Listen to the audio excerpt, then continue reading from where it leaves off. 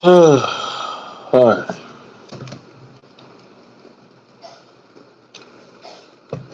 Drink the coffee. Come on in. Come on in.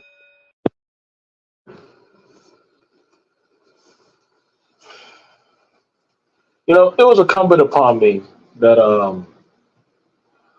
I was told how I was told how there is a school of thought about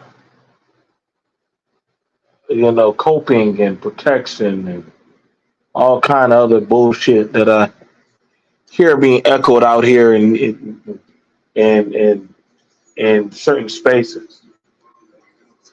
And from time to time, I sit back and listen. I sit back and listen to a lot of these talking points. You know what I'm saying? Because these ain't my talking points. These are talking points of YouTube. You know what I'm saying? I've heard some crazy shit, and so when you hear the talking points coming from people that you don't know, you know what I'm saying? It always sounds good, you know. Well, if I had been there, I would have done this, or we need to do that, or there's always some kind of crazy shit. And see, I'm going to try to help navigate you through that of the ludicrousy and heinous talking points you'll hear from a lot of these people. You know what I'm saying? You naturally you used to hear from the Fresh and Fit gang. You would hear that from them about what you're gonna do if women, but see, they're not here no more. They're gone. You know what I'm saying? And see, you're not gonna hear that from the white boys because they don't care what them Bettys and all them other crazy motherfuckers. Now you see now what we got going on is women out here in the streets. You got women going around saying, "So are y'all going to protect black women, the most underachieved and educated?" And I'll be like, "Nigga, I don't know these women out here in the street. The fuck I look like? What the hell you saying some kind of Power Ranger ethos? Like no, like if that ain't my family, that ain't my cuz, that ain't my blood. I'm not jumping out there like that. Who the hell you saying? What you jamming?" And I said, "See, that's just like black men. Like, y'all can shut the fuck up." Because most of the women in my family and set would say the same thing. Don't you go out there and get killed for no woman that you don't know. But see, the thing, I would also tell it for the women in my family. You wouldn't submit to no man that you don't know like that.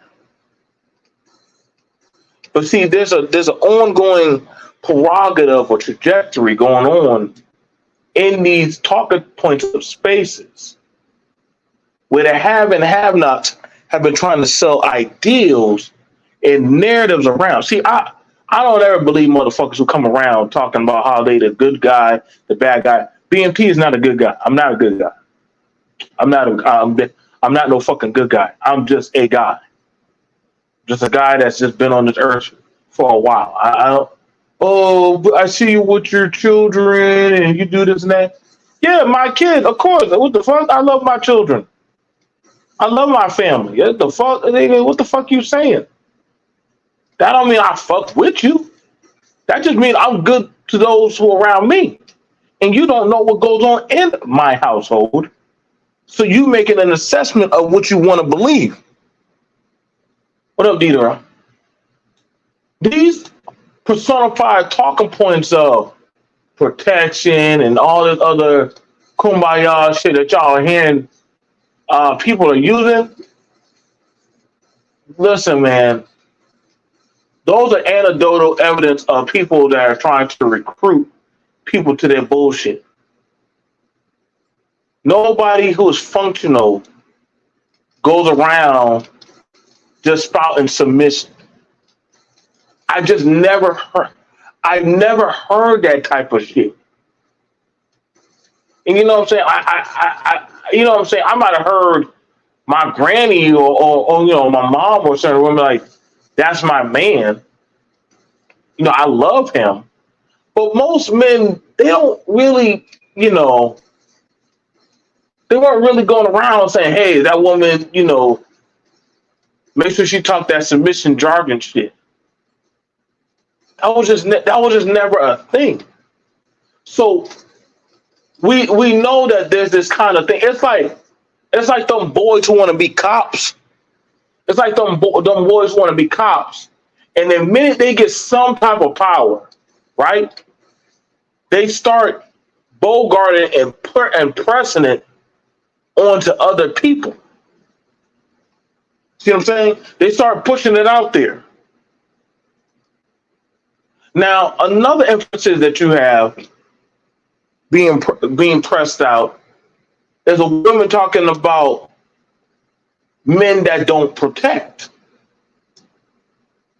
And you know you got a side eye. I always side eye women running around talking about protection.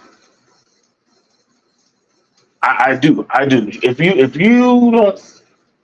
you ain't side eye these women going around talking about protection, because most fathers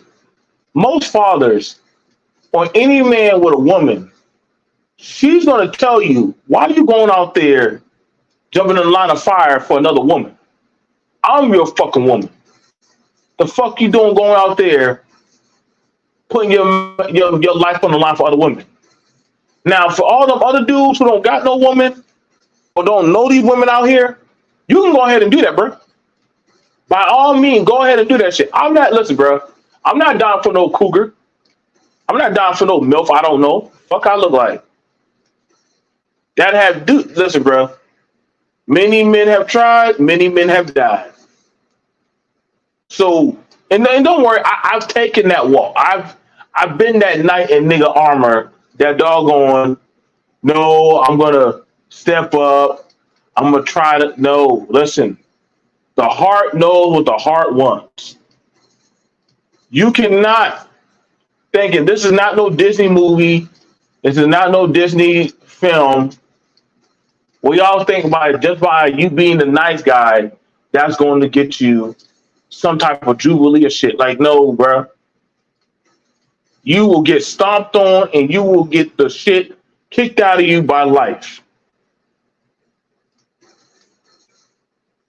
Don't you be running around these streets looking like some cornball, some crazy motherfucker saying you're gonna go out here and start running out and protecting and doing all this crazy shit. Listen, man, y'all gotta understand this YouTube shit is fake. It's not real. But a lot of y'all don't get that. That's why I'm saying, like, y'all believe, oh my God, this person sold 200 copies. They're a six-figure multi-millionaire. Like, nigga, you sound dumb as fuck. You sound dumb as fuck. Now all of a sudden they're rivaling Harry Potter books now. These same motherfuckers are rivaling goddamn J.J. Abrams and all them other motherfuckers who've been in the game longer. People who can be on panels for 18 to 20 hours. Nigga, stop, bro. Like, who y'all fooling with, bro? But I forgot, you know, I'm saying, like, you gotta, you know what? That's why I said, bro, I'm trying to understand why the niggas ran game on a lot of y'all. I'm trying to understand why some of y'all parents just said, you know what? This motherfucker ain't gonna make it. They're gonna get fucked over. See, we barely want to believe in something that's just not a thing. You know what I'm saying? All these multi-millionaires supposedly are coming to black YouTube or niggatube or whatever type of shit this is. What? Nigga, y'all dumb?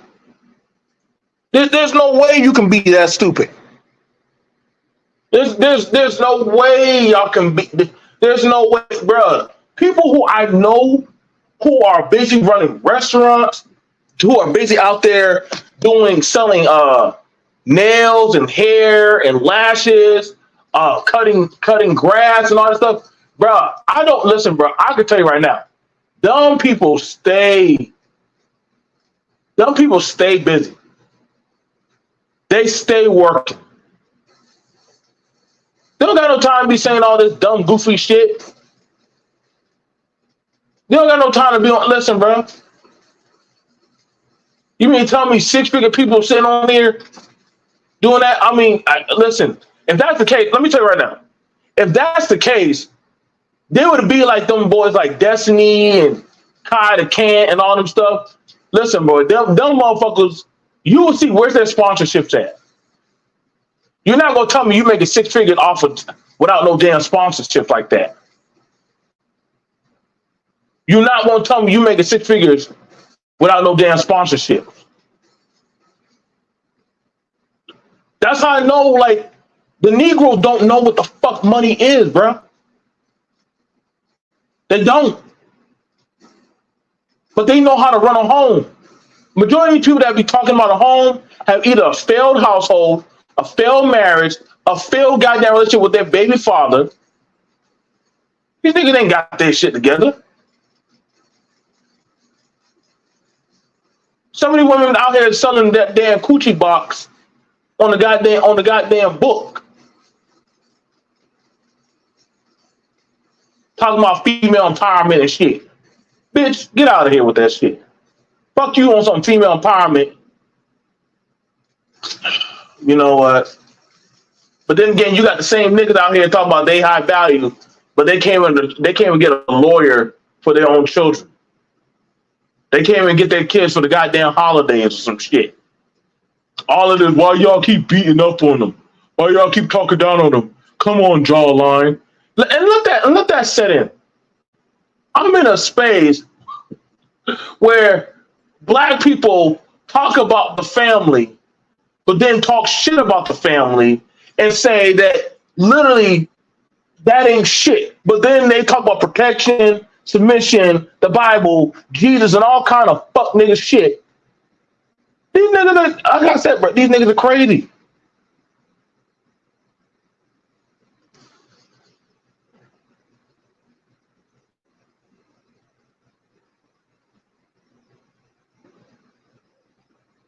Nah. See, we keep doing that. We you help them, then it's a pay it forward. No, we're not in that era.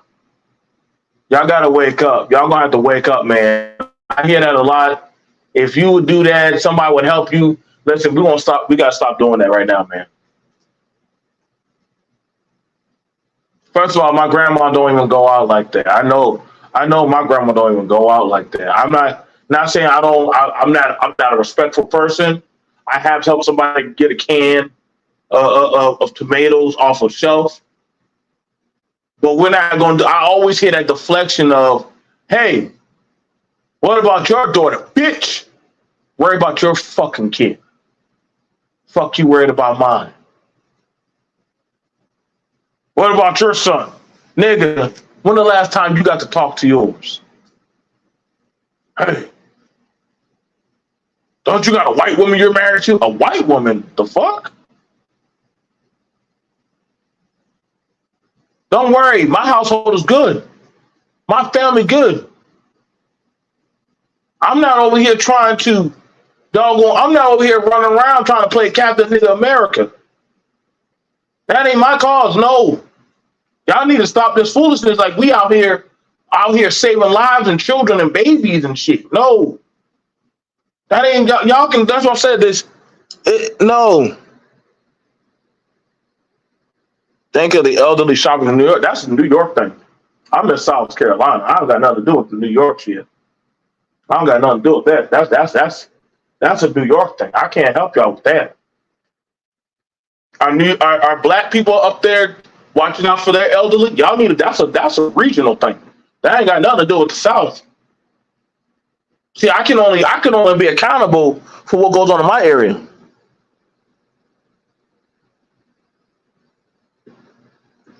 I can't Y'all not about to make me try to play that accountability for all of goddamn Black America. Fuck that. No, no, no. Where y'all need to be accountable for y'all errors. Be accountable for y'all school district. Most y'all niggas be talking to me about kids, and y'all don't even got fucking kids, bro. Most of y'all be talking to me about family. Y'all don't even fuck with y'all family. Hell, y'all family don't even fuck with y'all. That's the thing that be getting me. Like, I'm tired of trying to be the standard of accountability, and you motherfuckers don't even play by them rules, bro. Men need to be accountable, bitch. Go talk to your nigga that doggone you slopped up and he don't fuck with you. These women need to learn how to submit. Nigga, you just paid a bitch $80 to $100 to say good morning to you. There was your submission right there. Go drop another 100. She might fuck with you again. It ain't no secret. We know these motherfuckers been tricking and goddamn selling their ass and doing whatever they got to do to get their shit off. No. Motherfuckers too busy on this YouTube shit worrying about the next man or next woman, how they make their moves. Worry about your own shit. That's why motherfuckers get pissed off when they come around my channel. Because I'm not trying to doggone convert you motherfuckers. I'm not. When we turn this shit off on the BMT area, in this zone, nigga, we go back to living our lives. Protect your peace is a main mantra. I was one of the only content creators doing live with my family. I was like, hold up. How y'all niggas talking to me about how a family should be? You niggas don't even got family. What the fuck? Women running up on me. BMT, what you gonna do about protecting Black women? Bitch, I don't know you. What the fuck? I don't know who the fuck you are. What the fuck? What state you live in? Who's your baby daddy? He locked. That nigga's locked up. And you see how he treated me? Bitch, you trolled the nigga. I mean, something about him must have been good. You had 2 kids by the nigga. Now all of a sudden, y'all want to start talking to me about some revelation after you done held this nigga down for 3 years, 5 years, 10 years? You know, when you young and dumb. No, you were dumb. You were dumb. At what point did you figure out this nigga wasn't worth shit? Now you want to start coming online, start having some revelation, some come to Jesus moment, some Shirley Caesar, I remember my mama shit. No, nigga, hold that fucking L. Y'all don't ever like taking them L's about what you did. I had to. I own that shit. Same niggas talking about women, but don't want to claim their baby mamas that they got pregnant. But then want to come around here, talk about how bad women are, but nigga, you work at Applebee's, bitch. Nigga, you working at gas station, nigga, talking about how your women need to support and doggone support you. You trying to live off a fucking EBT fucking social security account. Nigga, I don't know that kind of lifestyle, bro.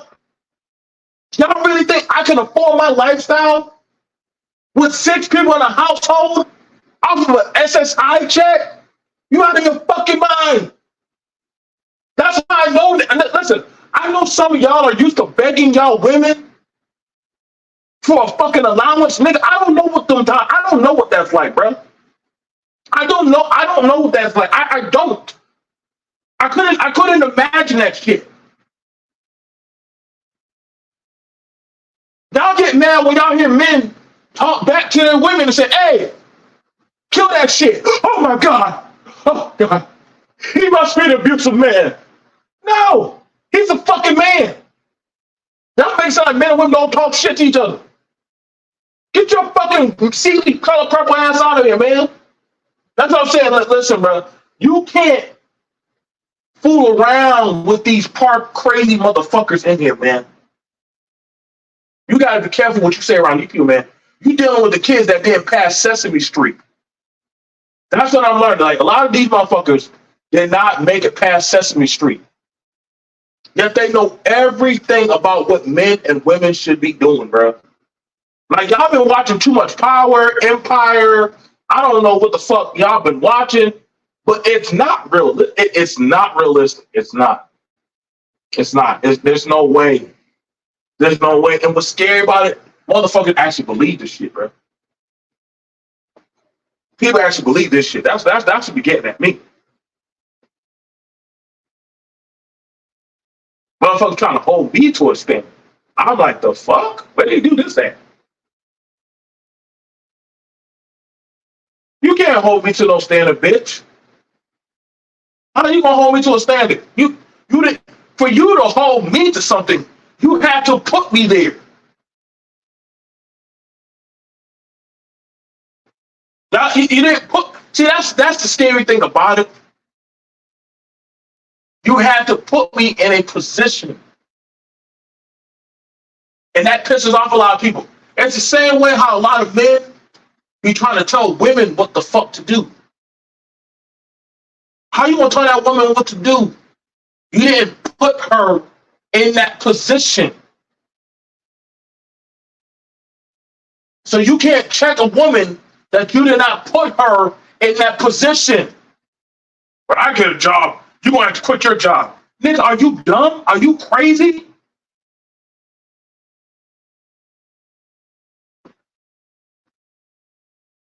Motherfuckers running around talking about how they're gonna hold women accountable. Bitch, hold your mama accountable. Hold your aunties, hold the women in your block accountable, bro. Y'all niggas can't hold shit accountable.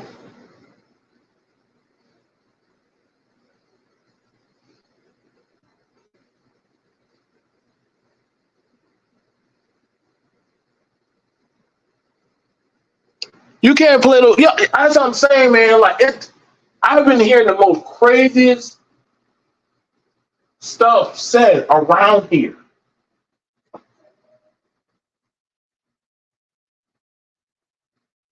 And you know, it's it it gets me.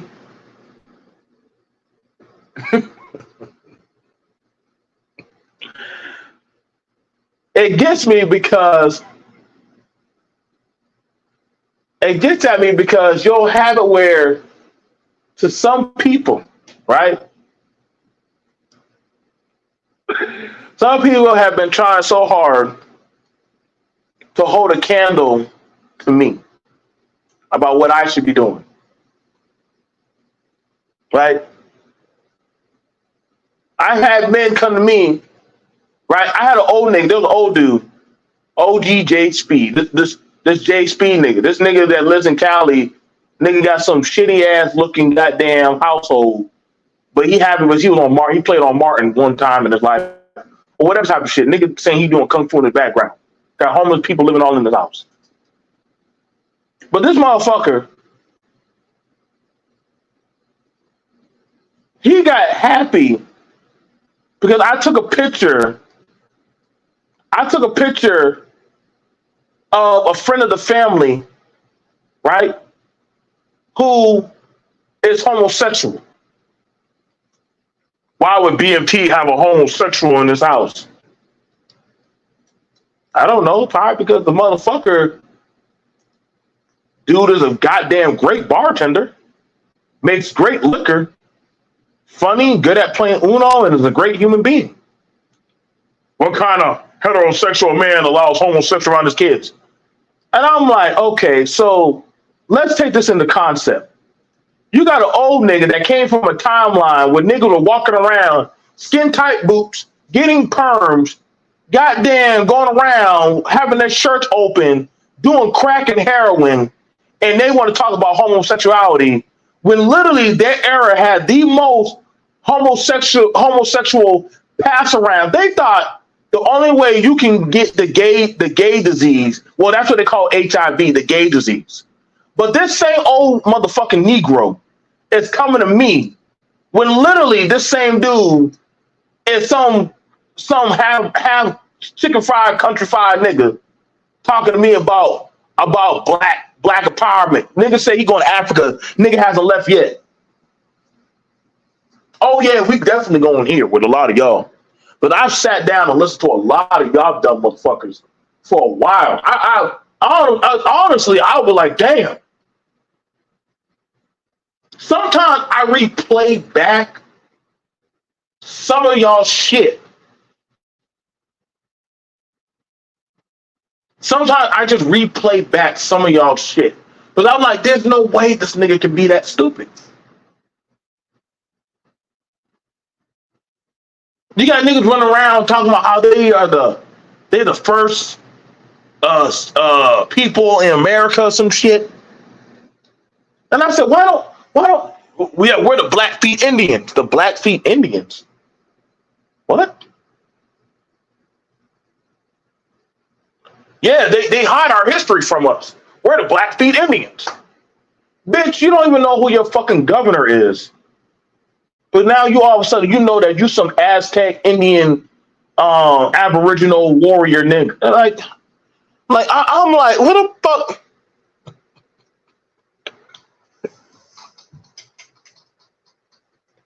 I'm like, do y'all say this shit out loud in the public? Motherfuckers don't even know how to do taxes or get goddamn insurance for their goddamn family, but they know that there's some secret Illuminati Indian Native American Blackfeet motherfuckers. Like, I'm like, where the fuck you get this shit from, nigga? Where you get this from?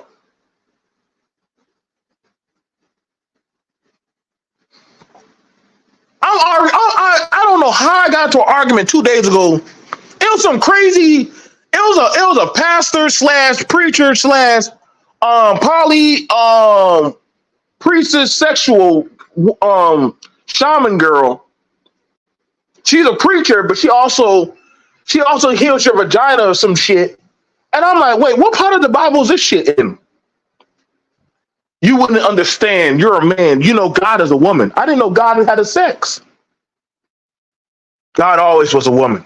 Where do you think men come from? A woman. So what do you think of God is?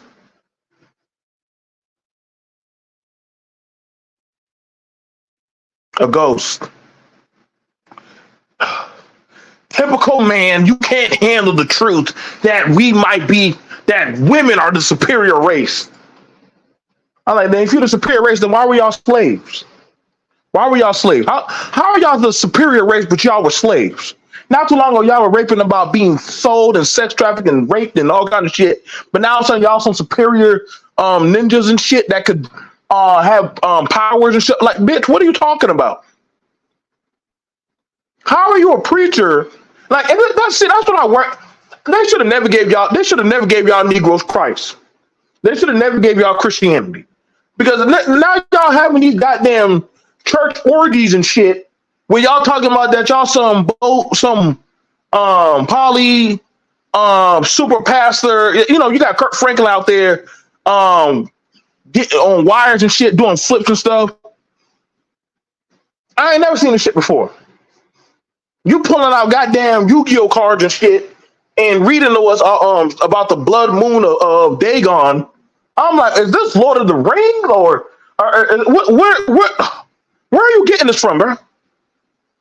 I mean, don't get me wrong. I'm enjoying these, you know, like, I need you to read. Listen, bro, if I was like, don't get me wrong. I was enjoying her Bible stories. They were pretty good. She had some stories that were throwing me off guard. And I said, okay, now listen.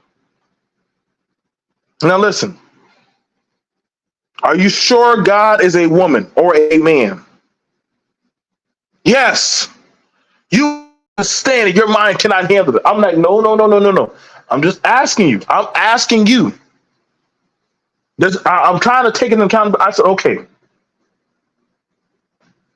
If God is a woman, then why do you need us men in the church?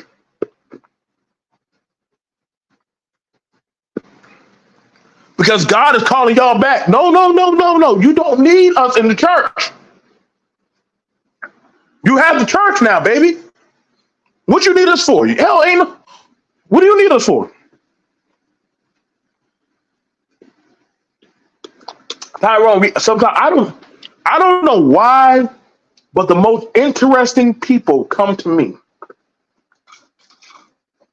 I don't know what I do. Maybe something I wear. Maybe it's something I wear. But I wanted to know her thought process. Why she thought to tell me that?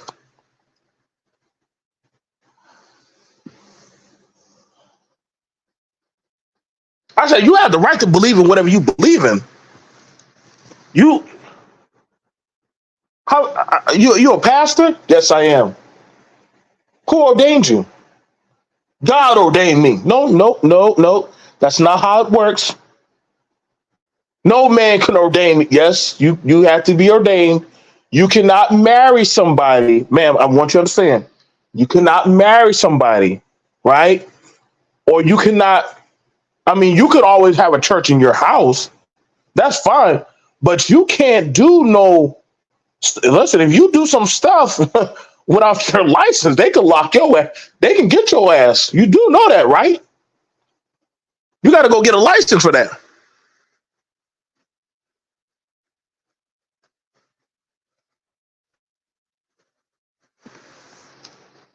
I'm just trying to let you know. I'm not trying to douse you down.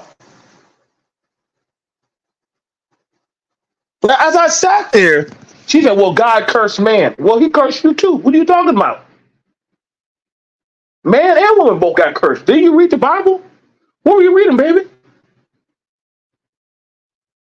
Man got cursed to work. You got cursed to have a period. And that you're going to forever feel that guy. No, no, no. That's another lie in the Bible. Do you not bleed, bitch? Do you not bleed between your legs? I'll tell you what.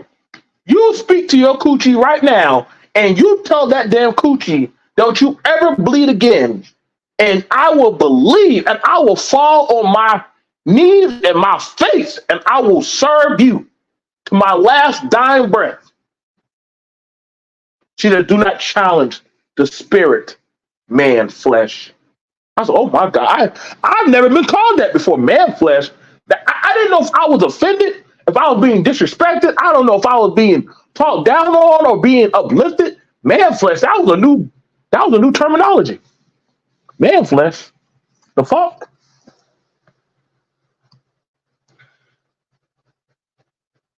Call me man flesh. I said, damn, there's some deep shit. I said, okay. I said, okay. So you can't stop yourself from having a vagina. I mean, you can go to the doctor. You can go to the doctor. But other than that, you don't have that type of power. I said, no matter what you say or do, men are going to always be the dominant of the world. No matter what, you ain't going to never see no women running out in the battlefield. You ain't going to never see no women jumping in no fucking goddamn hole when a sewer line pipe busts late in 2 o'clock in the morning. You ain't gonna never see no women go to an oil rig and have to work that damn job. I'm telling you, there are just some jobs you just not going to see women ever do because of just how physically taxing and mentally taxing that they are on the mind and the body. Like y'all, I'm telling y'all right now, go watch them jobs, bro. I used to love watching that show, Dirty Jobs, bro. You will have a new outlook on humanity, bro.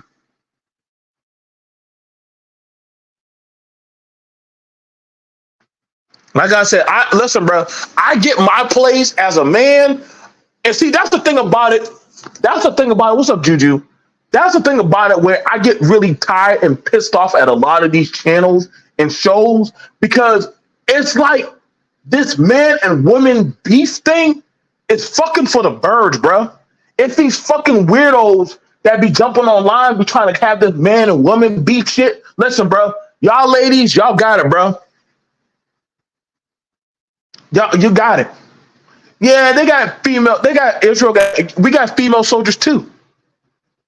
There's different countries that have female soldiers, but they're not the major dominant. Israel needs all the soldiers that they can get. I gotta be real with you on that. Like it's, but we got female soldiers too. I've seen female soldiers. Shout out to the vets. I've seen them on the battlefield, but they're not out there like when shit is getting hot. No, no, no, they're not doing that. I've seen women out there going out there in EMS, firefighters. We get that, but you're not running out there in the haphazardous conditions of the world. And see, y'all can keep on playing these games. You have people that are trying to play these games, trying to do these switching around, switcheroo shit. My mom drives trucks. My mom drives trucks. She can do cement. She can do she can do doggone plastering of walls. She can cut tiles. My mom could do a whole plethora of jobs. But my mom, one thing my mom will tell you, she will respect that of the lane of a man, and she knows her lane as a woman. My mom don't try to jump over that. And my mom is old. My mom was up there in her 60s. My mom don't be trying to cross that line. My mom does not try to do that. She will call a younger man or somebody else. Say, Joe, somebody else get that. Somebody else get that.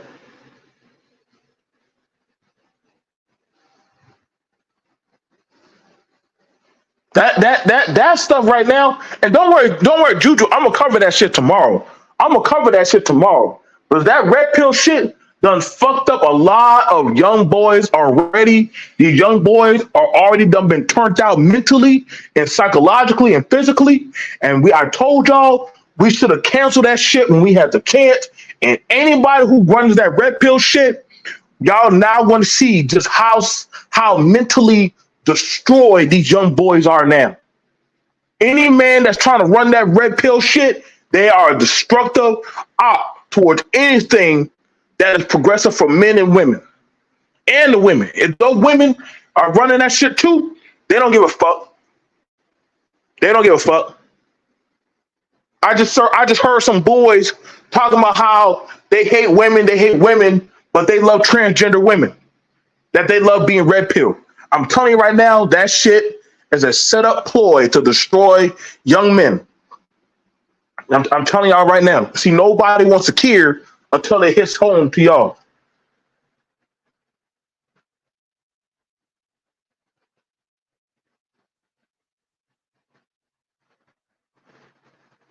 I told y'all to stay away from that red pill shit.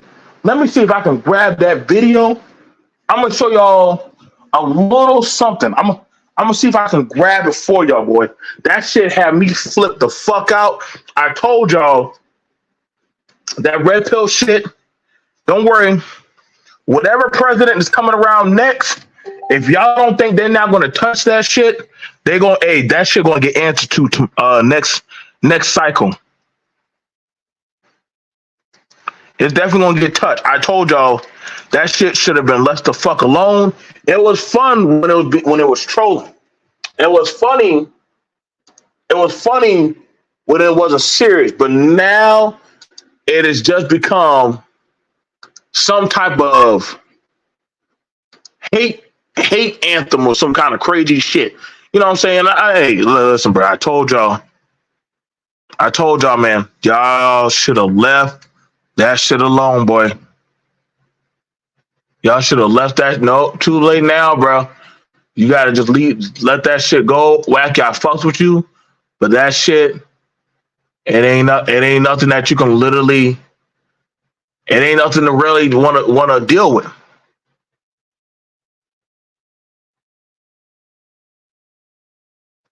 That red pill shit don't work for that shit don't work. That shit don't work for no young men.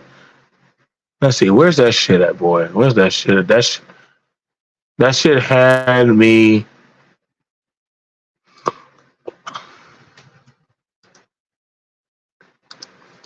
But I gotta go ahead and play that shit later on, man. I'm gonna play that shit tomorrow. I just know I'm doing this shit for right now.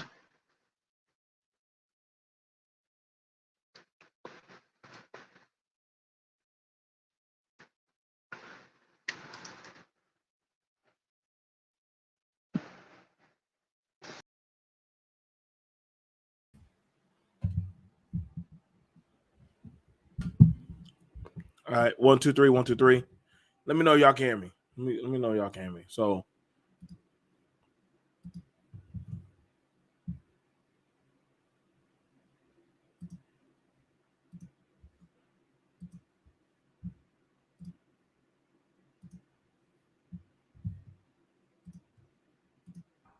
It's over. Speaking of things that are stupid, What? I want y'all. What'd you say? Fuck the woman. Fuck the woman. What? No. Wait. We love women. We love women. What'd you say?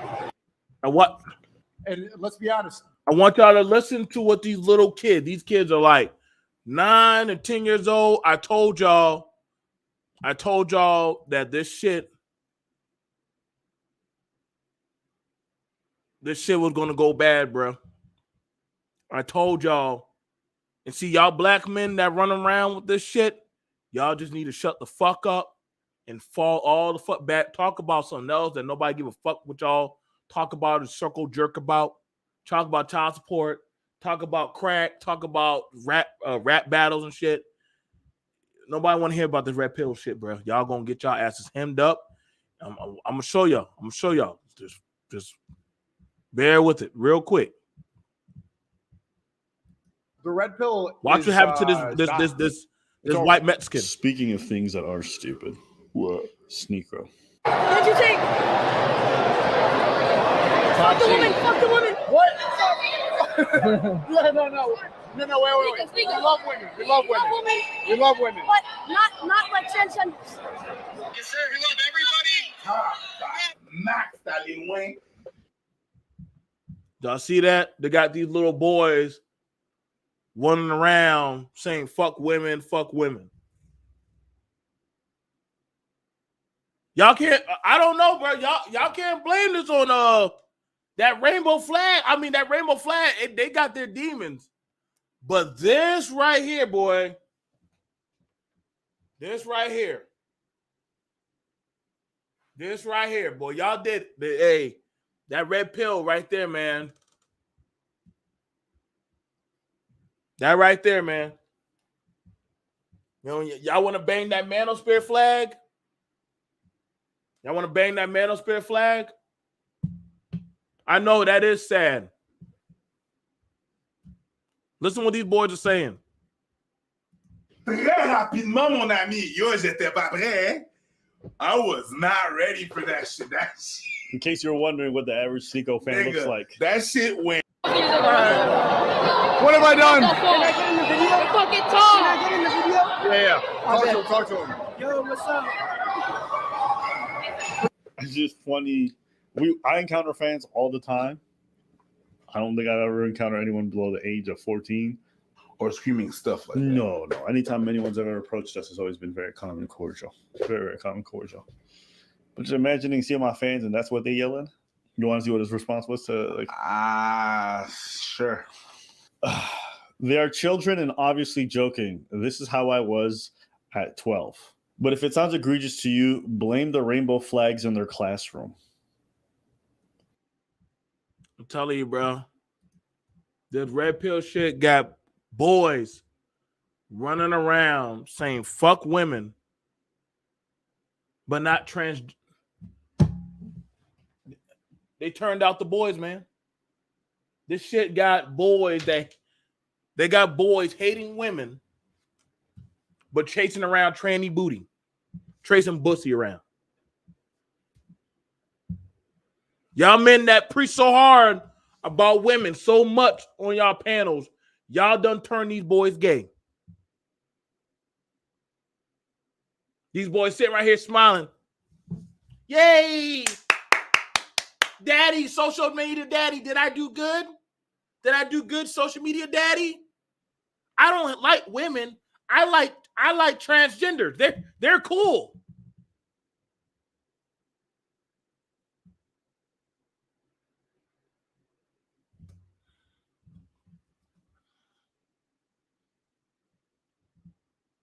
Was this the direction that this is supposed to go?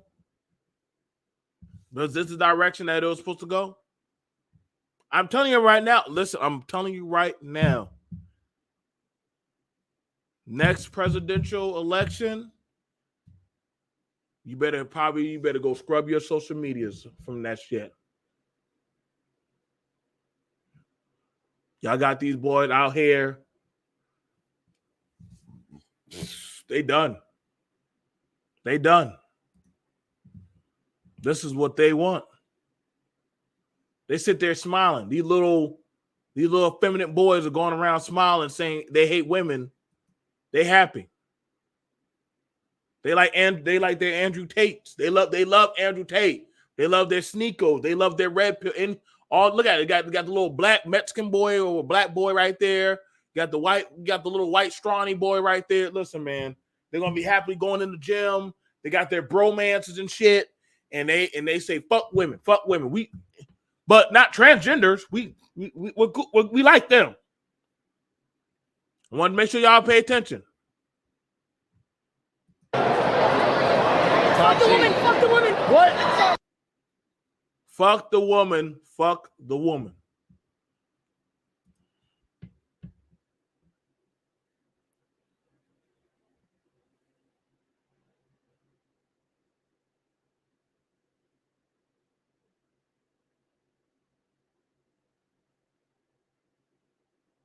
Nah, wacky, bro.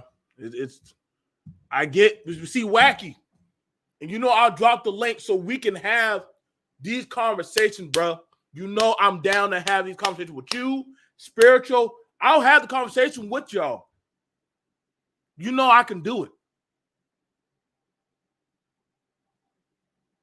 We can't blame this on Nicole. Can't blame this on the Juju.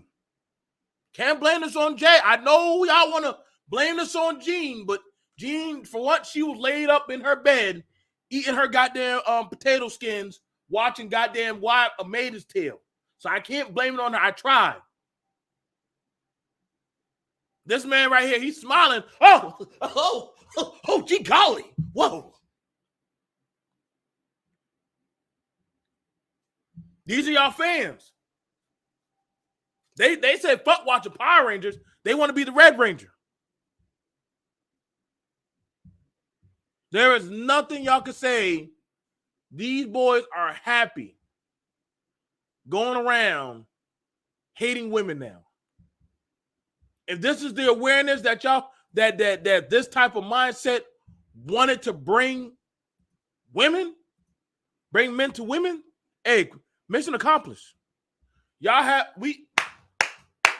this talking point has literally scared off and destroyed 30 years worth of a generation. Congratulations.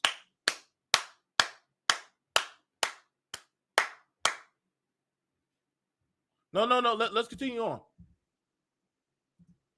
Some of y'all gonna have to answer about this. No, wait. We love women. We love women. But not like transgenders.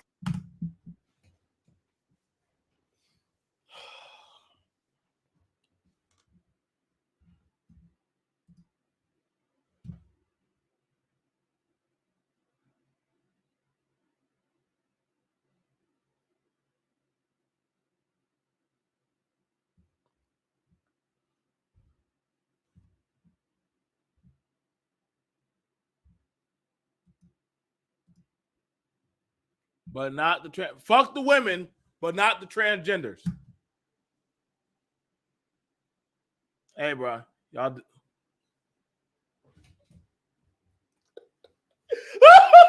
Hey, boy, hey. BMT's channel has nothing to do with this. When y'all say y'all excommunicado me out of this shit,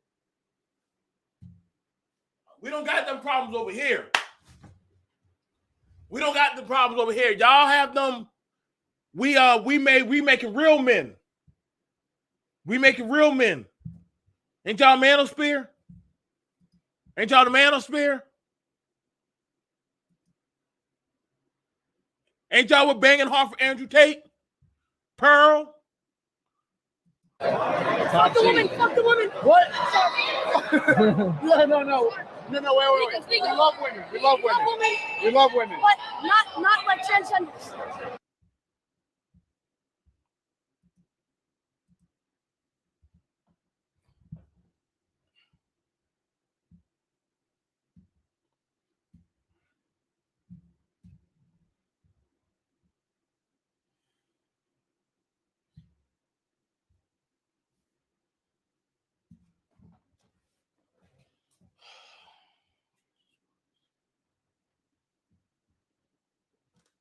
You're gonna Juju, you might as well get ready, baby. You're gonna see a lot of STIs coming on out. You're gonna see a lot of STIs. You're gonna see a lot of STIs coming out. These boys are gonna be out there chasing booty holes and shit. Chasing booty holes and all that other crazy weird shit. This is where they're going. I know the original generation, their kids were already fucked up. Now they just passed it on to this newer generation of children, and they just said, fuck it. When in doubt, fuck it up. Fuck it up. Hang on. We got somebody coming on through. Hang on, let me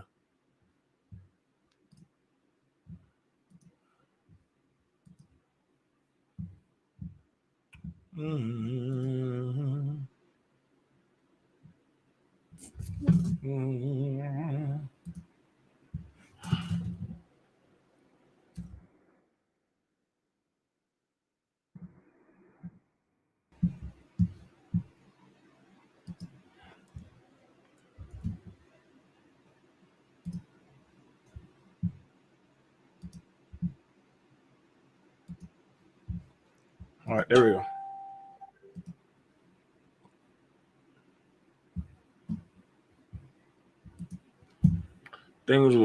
There was a video where a man said he became gay due to red. Oh, I know exactly what you're talking about. I mean, like I said, y'all, women got Princella. We got the red pill. So the universe balances itself out with these. The universe balances itself out. It's a balance.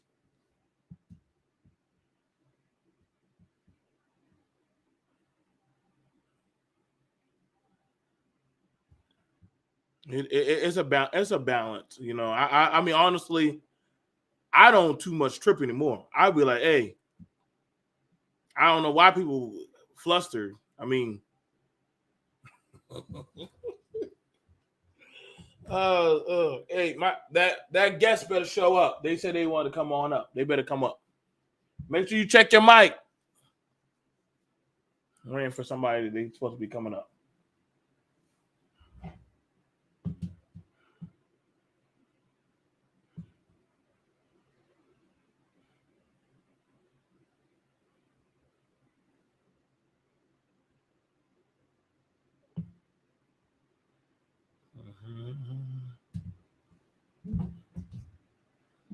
All right, so let's get at that. But there seems that there was a conversation about people asking other men and women, like, about your daughters, what I'm saying, or your sons, and I'd be like, well, shit, they had to come from somewhere. And you brought up a good point, Juju. Like, it's who's raising you on the outside? Who's raising you on the outside? How are you being raised and reared? You know what I'm saying? I have to stay on my kids, have conversations, like ask them about this type of shit. Talk to their friends. Hey, what are you talking about? And then when I ask them and I challenge them and I humiliate their talk point. Yeah, I humiliate their talking points. See, I destroyed them. Well, women should do this. What do? Do you have a job? No, I don't have a job. So how you saying what women should be doing? You're a boy. You can't even buy deodorant. You smell stink. So how you worry about what a woman should be doing? Same way as a lot of these girls coming out here wearing these ridiculous outfits, dressing like they're some little hoochie girls. So I had to tell this one girl had some tissue. She had it in her chest like she make her little her bra bigger. I said, what you doing?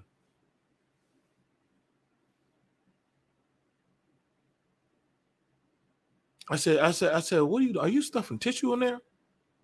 How you know? You see it sticking out of you. You bleeding? She embarrassed. I said, you know what I'm saying? Told the other lady, go talk to her. I had to go talk to her. You know, y'all, you know, as parents, we gotta catch these people. You gotta catch these kids doing this shit, man. The other girl go talk to BMT. Why are you checking out for these? As a man, I gotta watch these young people. That's what parents do. You gotta watch at all times these young men and women. These young girls have no problem stepping to these young boys about sex. They're a lot more aggressive than the boys. The boys these days, they're scary. They scary. The young girl, the lady had to go talk to her. Not that soft-handed shit. She had to go talk to her. Why are you trying to be sexual?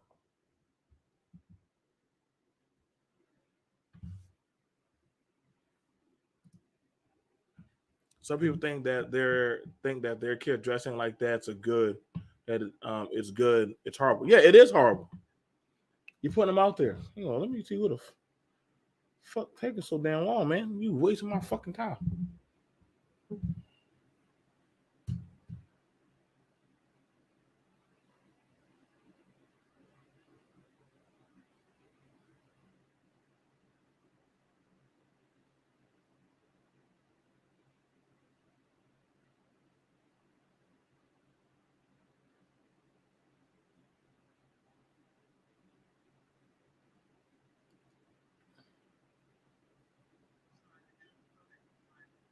All right, then. I'm about to end the show. All right.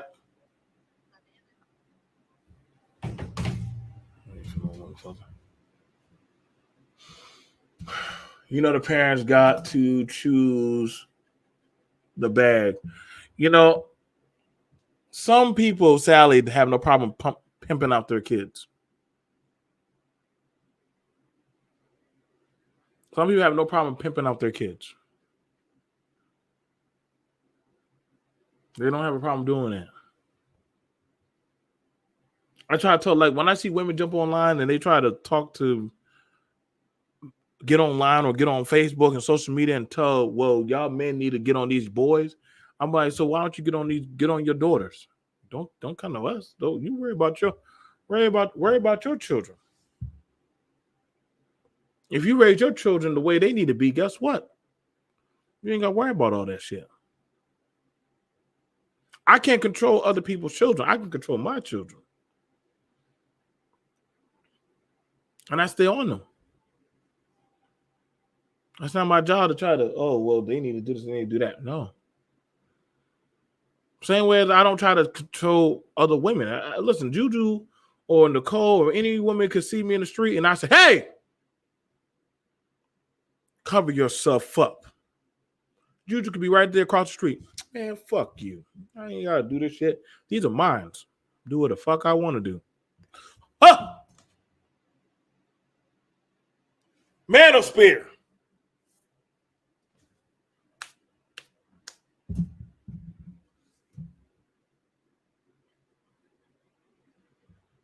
Can't force them. We're going to do what the fuck they're going to do. Same thing. You can't force nobody. Same way as y'all women going around telling these men that they better slow down and they better learn to submit and they teach these young boys. They're going to be like, I don't know you. I don't owe you shit. Hold on, let me see. Hey, what's up? Hey, what's up, BMT? I like your show. Sorry, I got called away by a potential client. Well, an old client that had a new problem. It never ceases to. No, I was listening to you talk, and I don't categorically disagree that we cannot ask our men to be Captain Save-A-Ho. But at the same time, we need to give our most vulnerable women a sense of security. We need to have a village mentality for certain groups of people, young girls. We need to be young boys even, because they're being taken advantage of. Arguably speaking, part of the problem, the reason you saw the crack epidemic in the ghettos was because it wasn't nobody's problem. People were afraid that if I said something about, seeing Miss Jolene's son, daughter out there, using drugs or selling drugs, I might get my ass kicked. And that's a truism, but we need to work as, I'm not saying, run out there one-on-one, but I am saying that collectively, if we see, a white boy running into a predominantly black-owned, black church, a black grocery store or whatnot, let's consider, the elderly that are in that store. Let's not be easy pickings like we were when we just celebrated, what was it? How many decades has it been since they blew up a church in was it Birmingham, Alabama? And we killed all those little girls. Okay, but we can't allow that to happen again. But that hasn't happened in a long time. Why do we keep reaching backwards? How long ago was South Carolina, where a crazy white boy walks into a black church, sits down and prays with them, and then opens fire on them? Like they didn't see all those guns? There wasn't somebody who saw the white boy walking into that church going, hey, if nothing else, hey, it's time to get, it's time to get our homeboys together. Are you talking about racial? Are you talking about racial issues? Or are you talking about this of protection, submitting, and accountability? But you're talking about a different topic. I'm talking about both, because when it comes down to, I'm looking at black femicide. Don't get me wrong. Black women go crazy. Black women wind up killing their kids. They wind up killing their baby daddies. But there are warning signs. There are warning signs. And if you see those warning signs, don't be afraid. See something, say something. If you can, do something. I'm not saying put yourself on the line unless there's immediate bodily injury about to occur. But my motto has always been, you might see them go in and you can't stop them, but I'd be damned if they walk out without some resistance and be able to be picked up by the police and taken to Whataburger. That ain't happening. That shouldn't happen on anybody's watch. Okay, so you're talking about stuff that has happened, and that's fine. So I'm asking you, are you working on that in your own area? Yes. The whole idea of having, mobility and accountability within certain areas of town. Are you doing so you're doing that with your own children, your own family? That's happening. You doing them with them. Y'all are intact. Y'all are getting. You're doing all that said stuff you're talking about with them. Yes, we do it within our own family. There are people. We all have those crazy uncles, crazy cousins. We help them from afar as much as we can. Why afar? Why you helping only from afar? Since you worried about everybody else on down in another state, why not work with them up close? Why work? Like I said, I didn't say run in and be a captain, save a hoe, or don't come in and be a queen, save a hoe, save a bum. We do have homosexuals in this world. There's no one should be going through struggle love to prove their blackness, to prove how, I'm down with the cause, because I am all about helping a brother because nobody else is going to help him. Certain things, that's for your mama, your sister, your aunties, that's for your family to help. If a man can't go live with his mama, can't go live with his aunties, that should be a red flag right there. You got sisters, you got brothers, you can't go live with them. I'm not asking for people to do that. I'm saying that should be a red flag. Don't move these Negroes. I don't care if there's female Negro, male Negro, white Negro, whatever Negro, homosexuals. Don't move them into your place when the rest of their family will not move them into their place. It's okay to help a person from afar, because how they say, God helps those who help themselves. I will help get you in a drug rehab program.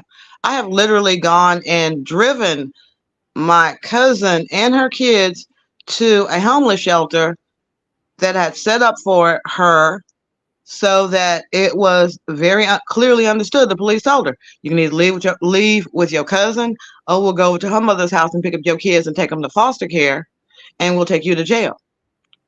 But I had to set it up. The proposition was, if you do what I ask you to do, I have a job waiting for you. I have a friend who's going to hire you. Now, I can't help everybody all the time. Sometimes you got to put your own kids first. And I got kids in college. I'm a grandmother now. So yes, I have to focus on mine first. But I can, give you some advice, give you where to go, resources available to you. Those are not hard things to do. But all these talk show people that are out there trying to, get likes, that are trying to give coaching assignments, at some point in time, you just got to ask yourself, if this brother is sitting up there, it came out today. Why is Tim Scott, like 58 years old, never been married, doesn't have any kids? And he's talking about family values. I call a spade either any way I see it. That sometime you have to sit back and ask yourself, all these brothers are sitting up there talking about, I'm gonna go to a third world country and find me a submissive woman. Well, if the woman is submissive, her first submission point is to her father and her brothers. Why is she in a tourist area? Going to a tourist area is like going to the red light district in New Orleans. That's not where a good girl goes. So you listen to these guys and just laugh. Unless one of those guys has a tourist program, he's just talking to hear himself talking. Now, again, there might be some brothers that are actually, got some skin in the game, and they actually are making you make a fool out of yourself so they can make some grip off of your pain and suffering. So are you addressing the 304 type of culture going on right now? Now, bring me up to date. Which one is 304? 304. Forgive me. 304 is the Sukianas, the Sexy Reds, the Big Lottos. Are you addressing any of those girls? But you worried about the men. Shouldn't you be worried about the women? I mean, shouldn't you be worried about the women? That's your issue. Again, like I tell men. No, don't tell men. Oh, no, listen what I'm saying. Listen what I'm saying. My job, what I get paid for is to sit up there and help the good. I'm helping good people not be fleeced. Those little heifers, if you're talking about the 304s, they can't help themselves. There's no help for them. That's like sitting up there saying, Nichelle, what advice do you have for a crackhead? Wait. What constituted them being bad? Some of their talking points where they're encouraging women to basically be hoes without, just going ahead, do. That's their right. That's their right. I have actually in my career represented call girl agencies. There's a legal way of doing it. You pay for the time. Nightclubs. Who said that they being hoes? But you're trying to sell it as if they're evil. I said that it's a 304 type of culture mindset. You don't even know how to address it. But you're talking about the men. But no, what I said was the people that are the women that are encouraging that type of, that their problem is they're short-sighted. They're not thinking down the line, because at the end of the day, past 30, 35, your marketing is down. You can't even be a model. Tyra Banks is not the model. They're not worried about Tyra Banks. They're not worried about Tyra Banks. They got IG. They are perishable, right? Instagram models, Twitter models, social media models. Nobody care about. That's fine, but there's still a perishable market. It's still a perishable market. There's still a. It depends on who you are. People look. I sit up there all the time and tell people there are fetish markets out there. There are men that like to sit up there and look at 300-pound women. if that's your market, you want to market towards that. If that's your business mindset, that's your market, go for it. But understand, every business needs to have an exit strategy. You know, the pet rock was not sellable. Fucking City Boys is up. Look at Shorty going into the motherfucking toes. Y'all think y'all gonna be flying out, getting flued out, and y'all ain't got to put this work in? Put that fucking work in. Get in between them bitches too. Let me toast to my man, yo. This to you, pimp. Shout on you. Bang. Toast up, my man. City Boys is up. We winning. Oh, look at she going stupid on her toes right now. City Boys up, motherfuckers. Yeah, you heard me. Fuck y'all. Suck these toes. So, I mean, Call them. They can be out there for a little while, and their game is, and my dad used to call them restaurant hoes. He sit up there and say, women would just love. Oh, my dad is in his 80s, so they've been around for a long time. So was your dad not out there tricking and trying to buy and get with young women? He's still out there trying to get with young women. So he's a trick. He's a trick too. No, at the end of the day, he realizes like this. He could pay for a hooker, a professional. That's a trick. And, you know, that would be about $300. Or he could save $100 or $150 and take somebody out to, say, Fridays and buy them a couple of drinks. You know, they all excited that he threw down $150, hoping that his vibe would kick in. Regardless of what, he's still tricking. At the end of the day, if it's his meant, some people go to football games, basketball games. For him, it's still an active, funny game. Okay. He knows he's an old guy that they're trying to use him, but he already knows. So why aren't your father trying to settle down and form and have a family? Why don't he have a family? Why don't he have a family? Since he's so worried about he does. My little brother, and my little brother live with and take care of him. His soon-to-be ex-wife, she thought she could come in. I'm in it to win it. How does he have an ex-wife and he out there dating? Because our lawyers are more experienced than her lawyers. So wait. I mean, he's widowed. So he's twice divorced. He's twice divorced and widowed now. So he's twice divorced. Twice divorced and widowed. But yet once widowed. He don't. Okay, so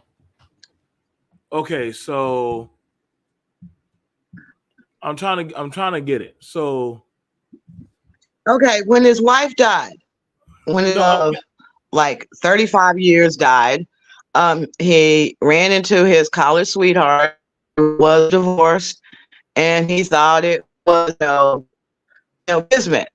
17 came around, he had to die alone. He got with her, and my little brother, it was not about her being there till death do us part and taking care of him and mutually taking care of each other. She didn't have a retirement plan. He already had a house that wasn't paid for, and her limited understanding was that that she would have dowager rights if she stayed there and put him in a nursing home. Okay, so regardless of all that, why ain't y'all seem like your dad can't hold down a woman? So he's not holding down a woman, but you're talking about it's not a matter of holding down a woman. It's not down at his age. He's like 85, at least 85 years old. I forgot, but he's had a wife for 35 years. He was married to my mother, God help him. It is what it is. That at his age, I mean, till death do us part could be the next day out. So what he is looking for now is amusement. He has a son and a daughter-in-law and a daughter that make sure that his financials are taken care of, that his health care is taken care of on a daily basis. My brother is now there, and we've financially set it up so it's my brother's homestead, my brother and his wife's homestead, and my father is a tenant there. So there is no, I'm about to get a homestead if he dies. So she's just kind of out there. She played a card and she lost. So now, again, she's gonna have to go stay with kids or find another man that will take care of him. Now, are her kids willing to keep taking care of her? So and that's what a lot of people who play these games about. I want a submissive woman. I want, I'm looking for a man that's going to take care of me. At the end of the day, we all get old. Everyone gets old. We get sick. If we don't get sick, we die. So for a person that's in his 80s, that's lucky to be here as long as he's been here, I think laughingly, I think one of his unspoken, bucket list things is he'd be very happy if he died in the arms of a 35-year-old woman. So worst ways to die, right? No, he just sound like he need to go make his affairs in order. It sounds like he got an issue doing. His affairs are in order, Joe. That's what I'm telling you. He has enough money to last him until he's well into his hundreds. And so with that being said, he has a $500,000 house. How'd you got enough money to last him? Because we set it up for his own protection with his consent, so that he is, as far as legally speaking, it is now my brother's homestead. And my father is a tenant at that home because my brother makes sure that he has all his meds, makes sure that, if he needs any help getting in and out of the bathtub, going to the bathroom, clothes are being washed, food is being prepared, dishes are being washed, vacuuming is being done. I mean, he's taken care of. He does not need a woman for anything but amusement. Okay, so that's I would rather just take myself out before I get like that. I think at the end of it all, like I said, ladies, y'all need to just worry about dealing with the women that feel like rocking with y'all. Y'all worry too much about what men are doing that don't fuck with y'all. And you're right. It goes both ways, Joe. It goes both ways. I can sit up there and tell a woman. If I sit up there and tell a woman, look, you are going to be perishable. You have a limited shelf life.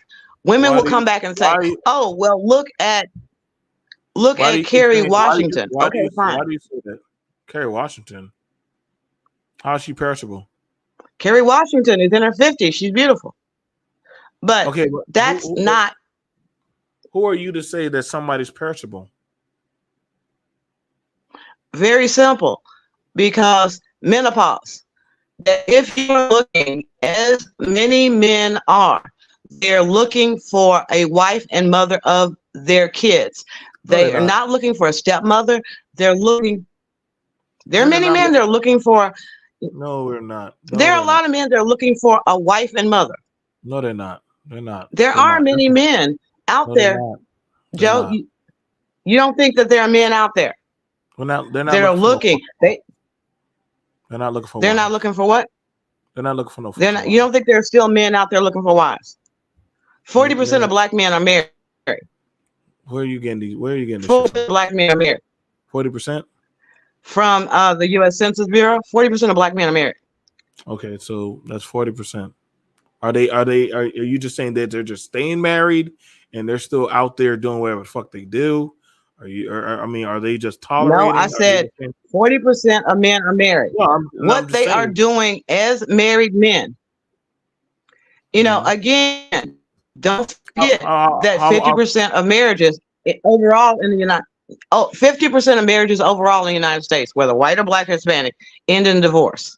So men are still getting married, but men are also getting divorced.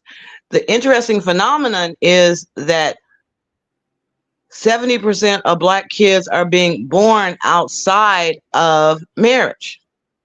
Okay, So what you have is that interesting phenomenon of 30% of Black men are marrying Black women. 10% are marrying non-Black women. Okay. So that's where you get that 40%. When only 30%. I didn't say anything was wrong. That's just the numbers. Those are the numbers. Men, there are still some men out there who want to get married. And out of the men who want to get married, there are a large number of those who don't want to be a stepfather first. They want to be a father. So they're looking for women that don't have kids. They're looking for women that have never been married. They don't want another man's luggage. Okay. First of all, I need for you and other women, stop talking like y'all know what the fuck men do or how we move. Y'all don't. I'm talking about statistics. Unlike other people, I'm not talking out my ass. Yeah, you are talking out your ass, and I'm just letting y'all know because literally, men don't give a fuck. Men, listen. You think men have a problem fucking a woman with kids? Men will see a woman with kids. And, fucking. Listen. If a man can fuck on a woman and get that pussy and get to lay up in that house and get to be king of the castle, he gonna take that fucking charge. He don't give a fuck about all this goddamn title shit. I mean, he'll take it, but honestly, I think your inundated talking points are way out of date. I'm sitting up there listening to men in court who are sitting up there going, "Damn, Nichelle." Well, those are failures. Again, you're sitting up there saying, "Nichelle, I don't give a fuck about actual statistics. I care about what these few fools on YouTube are talking about." And I'm saying that the reality is, if you are a stepfather, you open yourself up to a hell of a liability. Look at the men in jail. Look at the men in jail because a stepchild has said. You tell us about the women. Tell us about the women. You keep talking about the men. You tell us about the women. Tell us about these women. Don't tell me about the men. Okay, women. If you allow a homosexual, a man that just want to fuck your ass and take the title, guess what? You can lose custody of your kids. Now look at it. No. Now you paint it as the man is a homo. So 1 minute, these men like your daddy. You asked me to advise the women. I just did. You corrected me on advice to the women. You just corrected me on advice to a woman.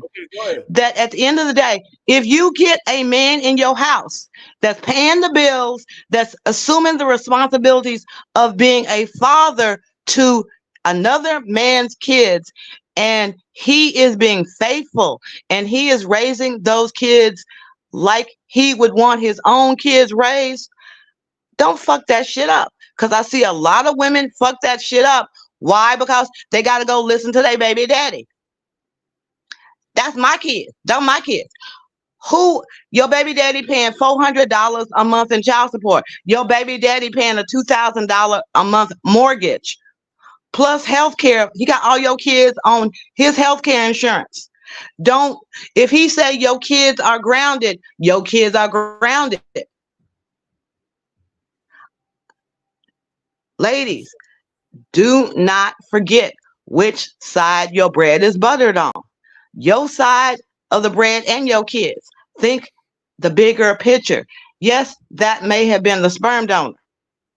But if you got a man that's taking care of your kids and he's providing a roof over their head and food on the table, and you got another man that is not, then stay on the side of your husband.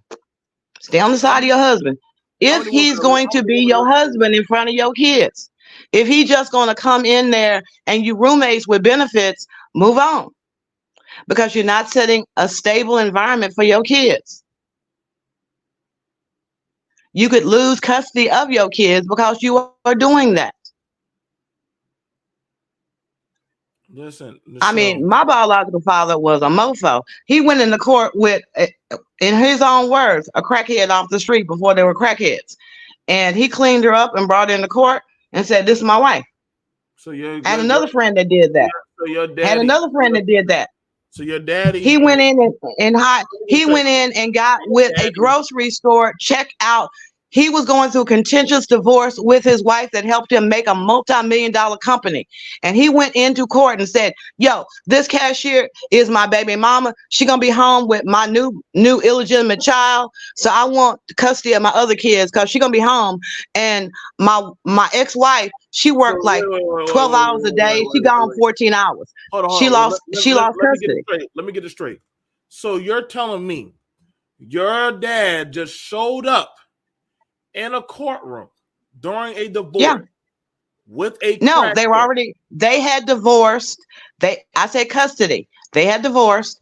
He got remarried. You cannot get remarried if you are still married. He showed up, as he said, with a crackhead off the street, cleaned her up, and said, "Your Honor, this is my new wife." Let's nail down on this. But you was talking about accountability. Why did your dad marry a crackhead? Because he did not want to have to pay child support.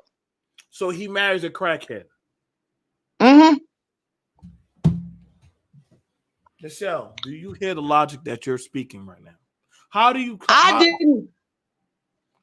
Your dad, Joe, you asked me, did he pull a legal maneuver that is still being utilized in America today? Yes, he did. Nobody wakes up and says, I'm going to marry a crackhead to go get custody of a kid. That doesn't even make a lot of men do. Fucking sense. A lot of men do. Nobody does. Nobody marries crackheads to go get custody of kids. I've seen it. I've seen it. I've seen a man in prison. Marrying crackheads.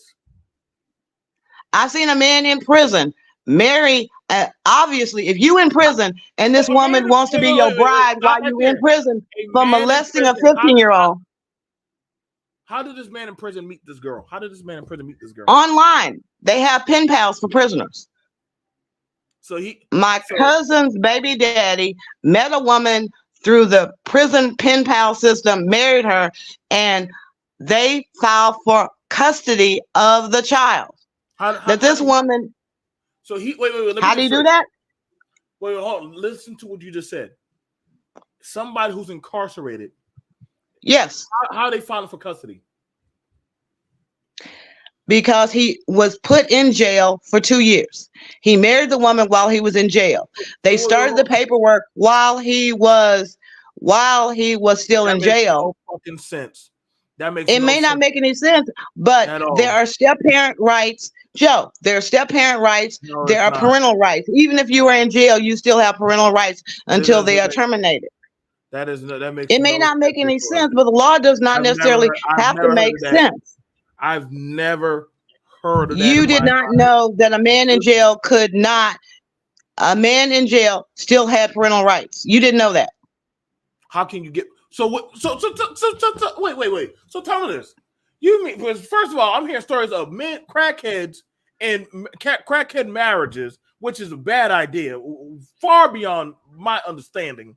And then you're telling me prison felons are getting married through pen pals and getting custody of their kids. If that's not some kind of... I said trying to get custody. I never said that they got custody. I said they tried. They tried. I need you to get some good stories. I need you to get some good stories. These stories are horrible shit. These are horrible ass stories. They are not. But that's what family law is. It's filled with a bunch of horrible ass stories. You don't have two good people coming in there going, "Hi, Your Honor, we're both good people. I think they're good. I think she's." So why would you use that as stories of accountability? But those are some horrible stories of accountability. Because at the end of the day, what did I say? I said, ladies, if you're not accountable, you could lose custody of your children. That with fatherhood.gov, which I've told you about over and over again, we don't want to hear about sits up there. Your dad, you can't say fatherhood.gov and your daddy's marrying crackheads in the street. You can't. My dad did that. Like I said, my dad did that. Like I said, he did that before crackheads were even a known word. But there are people out there. There are people out there. We saw it in The Color Purple, where old men would marry younger women to take care of their kids after their wives died. Are you using the color purple? This is not anything new. You know, the color purple is a fake movie, right? It's not real.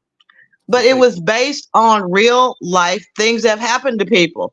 There have been people, for example, my husband's grandmother.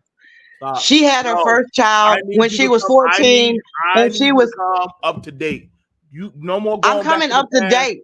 No, your story. Joe, do you think when I set up when I set up there and said my friend got custody of his kids because he married a checkout attendant, somebody that was checking out stuff, ran up. Oh, you might. Oh, where's your wife? I haven't seen your wife in here lately. I recognize the kids. Oh, she and I are separated. Oh, really now? He showed up in court. Didn't he marry her and said, "This is my baby mama," and got custody in Florida? Wait. Why would he call her his baby mama? That's his wife. Because his baby mama got pregnant before his divorce was over with his wife. His baby mama got pregnant before his divorce was over with his wife. And so while they were determining child custody, he said material change of circumstances. I now have a baby mama that lived with me, whereas my wife is a nurse with a 4-year degree, great career, but she works 12-hour shifts and she's gone 14 hours from the kids. But my cashier baby, The woman he just married? He eventually married her after, I think the boy is 12 now. They just got married last year. And when he got married, the ex-wife was able to get custody back of the kids because the kids were old enough at that point in time to talk to the court and say where they'd rather live. These stories are all. But when they were little, they couldn't say where they wanted to live. Michelle. So as far as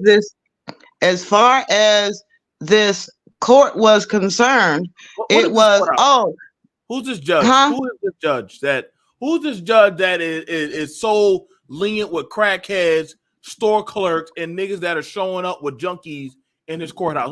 Who is the? It's a bunch of them. Joe, in Florida, Jeb Bush said women needed to stop. Don't jump around to Florida. I'm saying the judge was a Jeb Bush appointee, the same man that said women need to stop going after their husbands for alimony and go out there and find them a new husband and let the men get on with their lives. So I'm trying to find out because, well, first of all, we already know Florida is very hard on a motherfucker when it comes for child support. So I know damn well that judge ain't do shit. Because if you're in Florida and they coming at you for child support, they about to fuck you up. So they ain't no send you off or they about to, they're gonna get your ass in Florida. That I don't know about that one. I'm in the Bible Belt. They gonna get your ass. So but the Bible Belt also has a lot of people that goes, what's good for the goose is good for the gander. And you knew he didn't have no money when you got with him, or you knew this. I've never heard a courthouse say that. I've never heard a courthouse. Look at Halle Berry. Halle Berry, are you using a multi-millionaire? Are you using a multi-millionaire? Are you I just said the man. Did I not say that the man in question was a multi-millionaire? Did I just not say that the man multi-millionaire to that of people that are at the ground level? Same laws apply. Same laws. We don't have the laws do say 20% or 15% of your income capped for multimillionaires in some states. And Florida is one of those states that caps it, just like Texas does. Why? Because Texas does not believe a woman should be using kids to make money. So if you're a woman, you need to understand, you need to be accountable and find a man that can support you and your kid, or you need to go out there and make enough money to support your kid yourself. That's a Texas rule. If you make over $85,000 in Texas, they can't touch anything above that $90,000 in Texas. You don't pay child support above $90,000 in Texas unless you agree to it. So Texas is a lot of people moving to Texas. They like that rule about child support. So I'm asking you, but you were talking about some community accountability. Why did nobody tell your dad or hey, laying down with people with drugs backgrounds that he knows nothing about these women? Why did nobody tell him that is a bad idea? Maybe because he came from a family where that wasn't a bad idea. You keep So y'all, thinking that so perhaps maybe his own mother. No, my biological father, his mother lost custody of him because she was declared unfit by the states. So y'all were unfit. So So it was an unfit kind of thing. yeah, he came from his father had walked out on him years ago. He didn't really know his father. He had been sent, not only had his mother lost custody, he had been sent out of state to live with Caucasians. He wound up getting great grades in school and going off to college. He said it was the best thing that ever happened to him. So, So you know, it is okay, it is what it is. so here's the thing about it. You can't talk about having other men held to accountability if you have in-house issues that your family did not hold to certain people.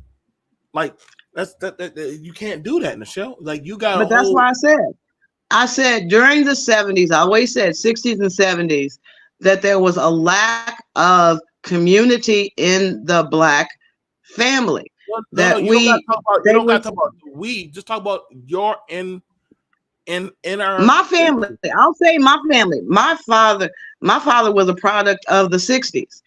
He was in college during the 60s. I mean, he was HNC. He loved that title.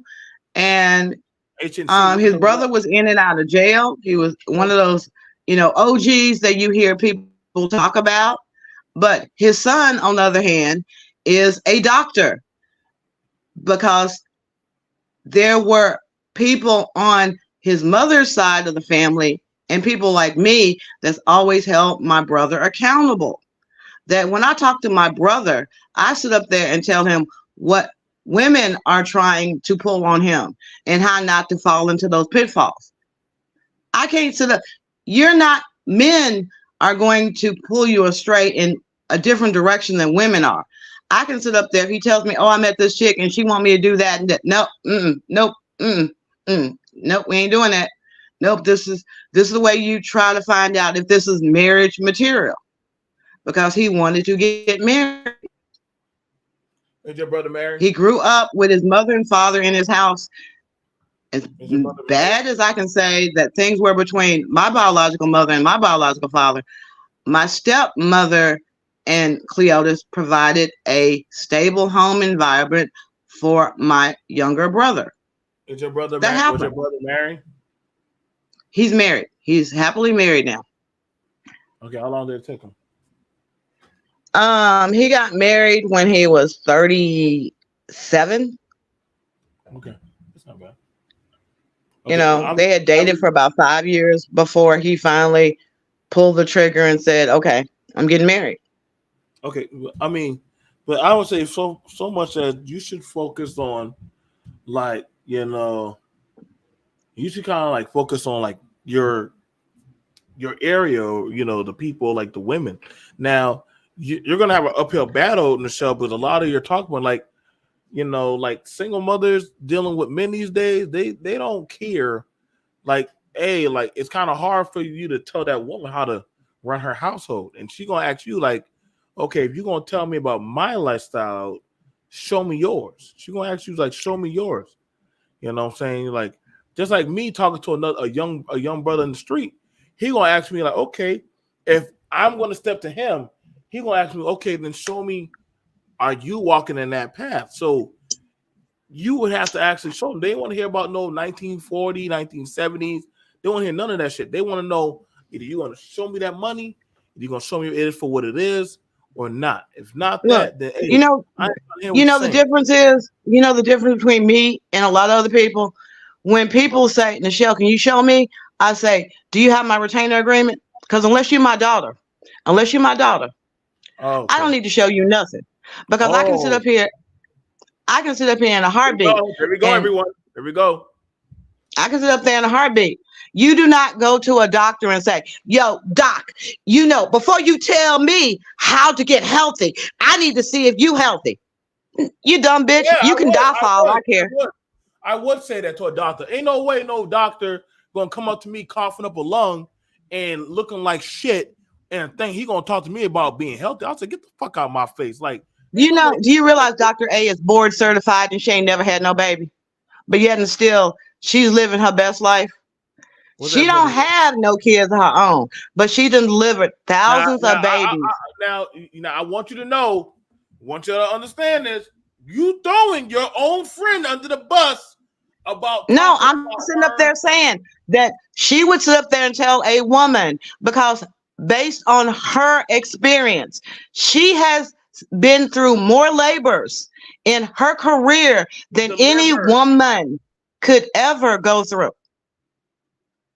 It's one thing to sit up there and try to be subjective through something. It's a totally different thing to objectively look at a situation and come up with a solution. So that's why I can sit up there and say there's a difference between delivering a baby and raising a baby. There's a difference between delivering a baby and raising a baby. So you don't get to. Okay, we have another line sister. I'm sorry. She is a pediatrician. Excuse me. She's a pediatrician. Her oldest child is 12. I guess she can't sit up there and talk to people until her kids are grown about how to properly nourish their kid depending on their age until her kids are over that age. And it's different if it's a boy or a girl. Or you can't listen to chicken heads like that, Joe. Who does the pediatrician deal with? Children. They right? deal with children. Okay. And so the thing about it is, how's she gonna tell somebody how to deal with a teenager? Very simple, because she has studied that. She has treated, before she even had her own kids, she was treating teenagers. Wait. Okay. She could tell the signs of a child going through drug withdrawal before most parents could recognize the symptoms. Why? Because she was experienced in that. She was trained and experienced in that. So now a pediatrician was treating teenagers now. A pediatrician do treat teenagers. I never seen no pediatrician treat no damn teenager in my life. My kids did not. I didn't even stop going to my pediatrician until I was actually able. You got to lie your ass off right now. No, I was in college. I actually was in law school the last time I went to my pediatrician because I need my shot records. And because this was my pediatrician that had my shot records, that knew all my childhood illnesses, that understood childhood illnesses, he was able to sit up there and say, no, you do not need to get a measles, mumps, and rubella shot at 25 years of age because you're past puberty, and that could inhibit your ability. How long ago I don't do that. That's not something let me. Your mic is messing up. Listen, y'all. I have a family doctor. We have family doctors that have been in our family for years. I have never seen the pediatricians ever, when the kids start getting a certain age, start treating them. When the pediatrician get a certain age, they pass them down the hallway to the other doctor. We know the other doctors that they're going to. They don't, oh, well, shit, this kid is, you're 18 now. You're 16. No, you go on to the next one. Like I said, like some of y'all, Michelle, sometimes I be trying to pull you back, but you be going out there to sea, man. You in the Gulf. I don't know where the fuck you going. Like sometimes y'all, I just don't know. I don't know. There are some things experience. There's no way somebody who has no tenure. This is why I said, I can't tell a woman. You're never going to see on BMT's channel me tell a woman how to maneuver and operate as a woman. I ain't no fucking woman. But seeing like on the internet, Women like to tell men how to fucking operate and maneuver as men. But they don't have no set experience. Daddy's out here marrying crackheads and shit. No. You do not get to tell us men how we need to. No. You should have checked your father. Ain't no way y'all are that educated and y'all couldn't see that. No. Usually when somebody's getting married, they say, does anybody have a problem with this wedding? Say something now or forever hold your peace.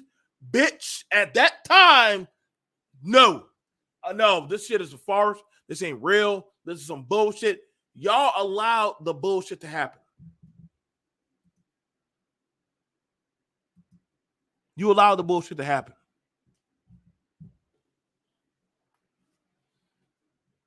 You allowed that to happen. You should have shut that shit down. I had to do that. I've done that. I called out my cousin. Hey, leave that girl alone. Come on, bro. No, fall back, bro. Leave her alone, bro. You ain't even really fucking with her like that, bro. You just like going by whenever she get her check, telling her X, Y, and Z what she want to hear, and taking her money and leaving her in the cold and dust, bro. Stop doing that shit, bro. I said some shit about that, bro. There are men that hold men accountable, bro.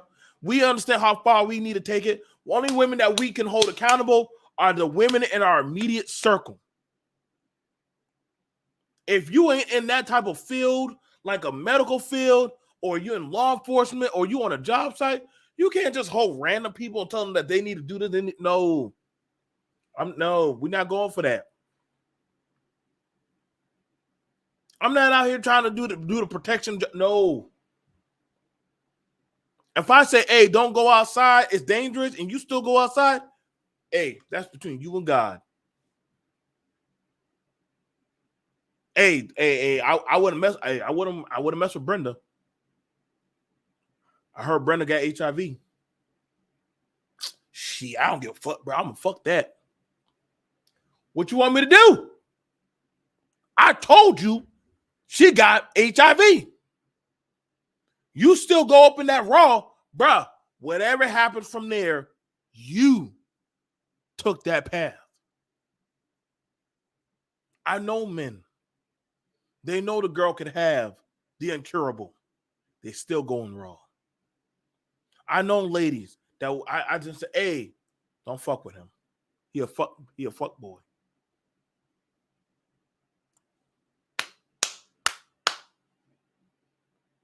Y'all niggas ain't gonna do nothing. What he wanted to do? We told you. You still jumped off the cliff. You tried to save him. He told you what he was about.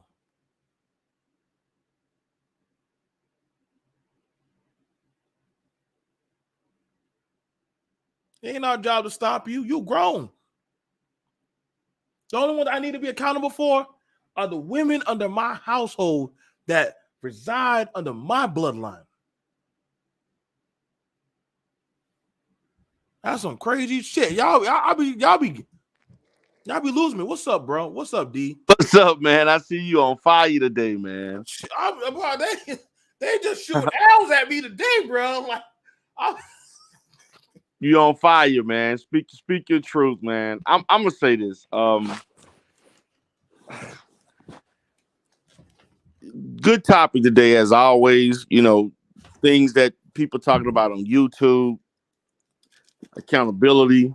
You know, things about dating and all this different stuff. And my position is, there have to be accountability on both sides. Mm-hmm. Not one more than the other. We constantly talk about things about dating, marriage, who doing this, who ain't doing this.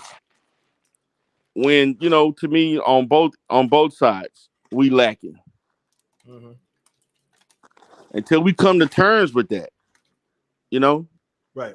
Shit, men ain't doing stuff that women ain't doing. And I think that needs to be looked at. Not one, not more than the other. One is not the reason for the problem. The other one, it's the finger pointing, man. That shit is becoming tiring. Right. It sure is. Constant finger pointing. Like say when Nichelle was up here, her tone about what men aren't doing was quite obvious, and it was an underlining thing about as far as the female was just doing everything right, and she got a home with a kid, she got a homosexual. Well, why is she with a homosexual? Why would you choose on a homosexual? Yeah, that part, man. That part. But then come on YouTube and say I want a high value man. That don't make sense. And that's the issue.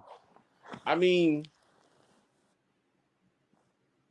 people saying they don't feel like they should settle. They on Tyler Perry ass right now about, he was claiming that, the thing that he said, which was to me was sensible, but the women turned to him saying, you asking us to settle.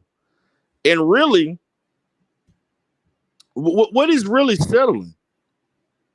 If you ain't never had a man or never had a consistent relationship, and a guy basically has qualities to be a good father, it may not be the most flashiest, person or whatever, but they meet the conditions of being a good father, a good husband. Right. What's the problem? Why is that settling? I don't get that. I don't get this thing about people thinking I'm just settling. No, you're not. Your life brought you to a place where a person has these particular attributes, and it's compatible with you. That's basically it. I mean, you think everybody's not going to get the top 5-10% of men making 200. That shit is unrealistic. Sure is. There's only so many of them, and there's so many women. Like, or even the men. You not every man ain't getting an 8, 9, 10. You know what I'm saying? You may have to settle for. That 6 or 5 is best for you, man. That lady love you, care for you, and do whatever. That's what's best for you. We got to start being more realistic. Like with this shit, man. Like, people shooting for the stars, and everybody ain't gonna reach it. Well, that sounds defeatist. No, that sounds that's reality. It's reality, and that's the thing about it. Like what do you all consider reaching for the stars? Okay, I'm gonna tell you what's reaching for the stars. Reaching for the stars is a person, particularly, that your life ain't together. You barely making it. You are not necessarily thriving, but you want a man making $500K when you don't even know how to operate and function in the settings and environments that a person making $500K is in. $500K is a lot of money. Yeah, but there's people that are saying that I deserve this. And what your point is made clear by is the generation that grew up with the example of Good Times and James, God don't want you hustling no pool. See, James's dream was, oh baby, I done came across this lick and that lick and this good fortune situation or another. That is what, dare I say, my generation was faced with as a television show. It's like, it's not that I don't have an affinity for those characters. I'm just saying that it's unfortunate that they were permanent examples as to what a family is. Now, are you saying that women should be more like Florida Evans and just accept a man for any little effort he makes? We're using TV shows now. Like, y'all, I'm the TV show. It was a segue into a question. Okay. I'm basing on the normal social aggregate of our culture based on where black people are as a people and the reality of what men make, the reality of what women make, what typically is going on from lower class all the way to upper middle class or rich, and the percentages. And the bottom line is that the average black woman, and I'm gonna speak of average black, and I'm gonna say even average black man per se. Average black woman is making 35K. Average black man is making 47K. Those are basically, if let's just say if the average black woman 35K, average black man 45K, that's basically what, 80K. That's basically middle class, almost maybe middle class per se. And that's not bad. And that's not nothing to frown at. That's actually pretty decent. 80,000 per household is adequate. Yes, because you know what the average is for African American family? I said it's adequate. Yeah. No, but I'm just saying, but our actual household is actually lower than that. It's actually like 40, it's actually like 55,000. Yeah. For a household of how many? Just a medium household for the average African American family is 55,000. With how many members in the household that you know of? If you don't, it's cool too. I'm not. I don't. I'm not challenging you. It doesn't Please account believe for. me. It don't account for how many in the household. They just saying what the income. Now, if whether you have 2 kids, 3, 4, 5, a lot of those households are headed by females. So you're probably going to have a situation where a large percentage of where the woman is probably making close to that money. Or see, the statistics don't account for a large percentage of African American couples that cohabitate and never get married. That's right. And that happens. And see, that's the issue I have with the manosphere, with this thing about these households, because it does not account for a large percentage of our culture. There are women and men who live together and they don't believe in state sanctioned marriages, or they just don't get married, and they've been together 20, 30, 40 years. A long time. And that's by the way, I did not forget to formally greet you too. I just got into the conversation. So formally, thank you for allowing me on the panel, and it's nice to speak with you two again. Cool. You too. You also. I think the thing about it, in the conflation of this is why I grow wary of these YouTube millionaires and 6-figure talking points, right? Versus that of the reality of what the actual conditions of the home is. There a big degree of the home has it where there are households where the children know of both parents or of a surrogate parent, and that's how the funding is floating. You know what I'm saying? I've seen plenty of households where the woman, she has a boyfriend, he's not in the home, but he's helping out with the bills and stuff like that. Or the woman, she's just forwarding it, is doing it by herself. I've seen a woman put 3 of her kids through school just fine. I'm not saying they didn't have no struggles. We're looking at it when we're talking about the protection, submitting, and accountability. A lot of these topic points are very unrealistic and unhinged about how they're being directed and used. And, this is where we're seeing the dysfunction or the narratives being shaped about men and women, you know what I'm saying?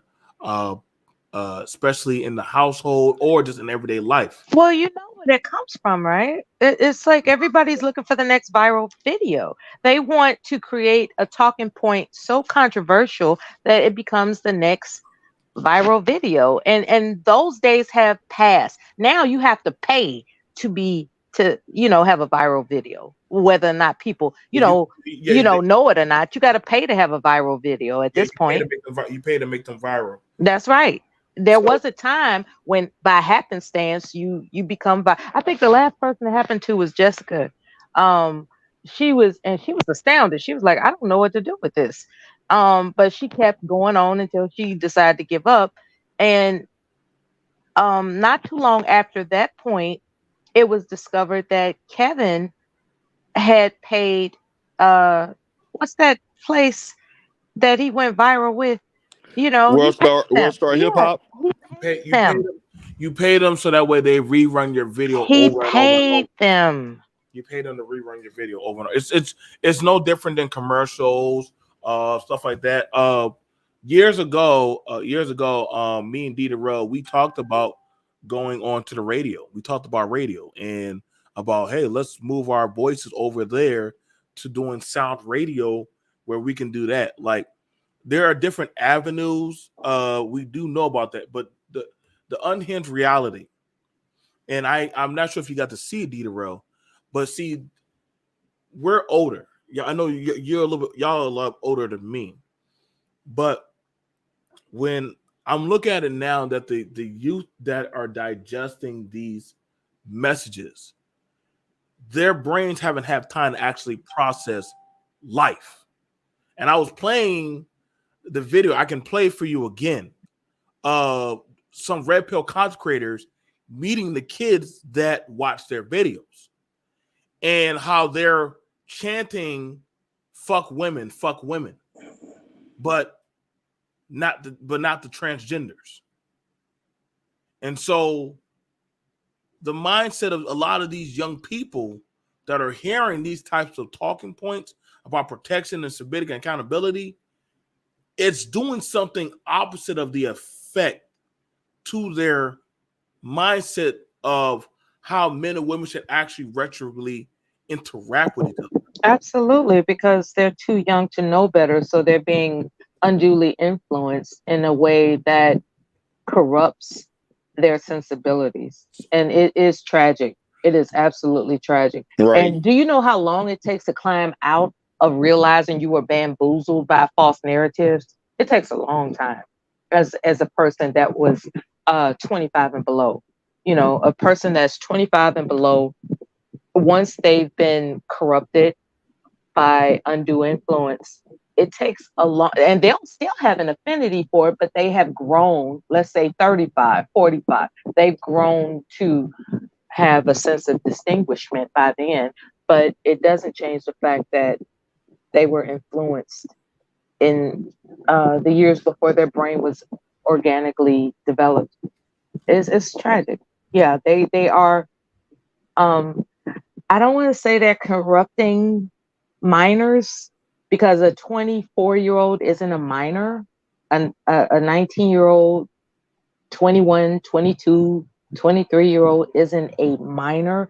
However, they're I don't know what it's called. I guess it's the frontal cortex. Anyways, I don't know if I'm not a brain scientist. What I'm saying is I do know that the brain fully develops, is expected to fully develop by the age of 25. And these young people that are listening to these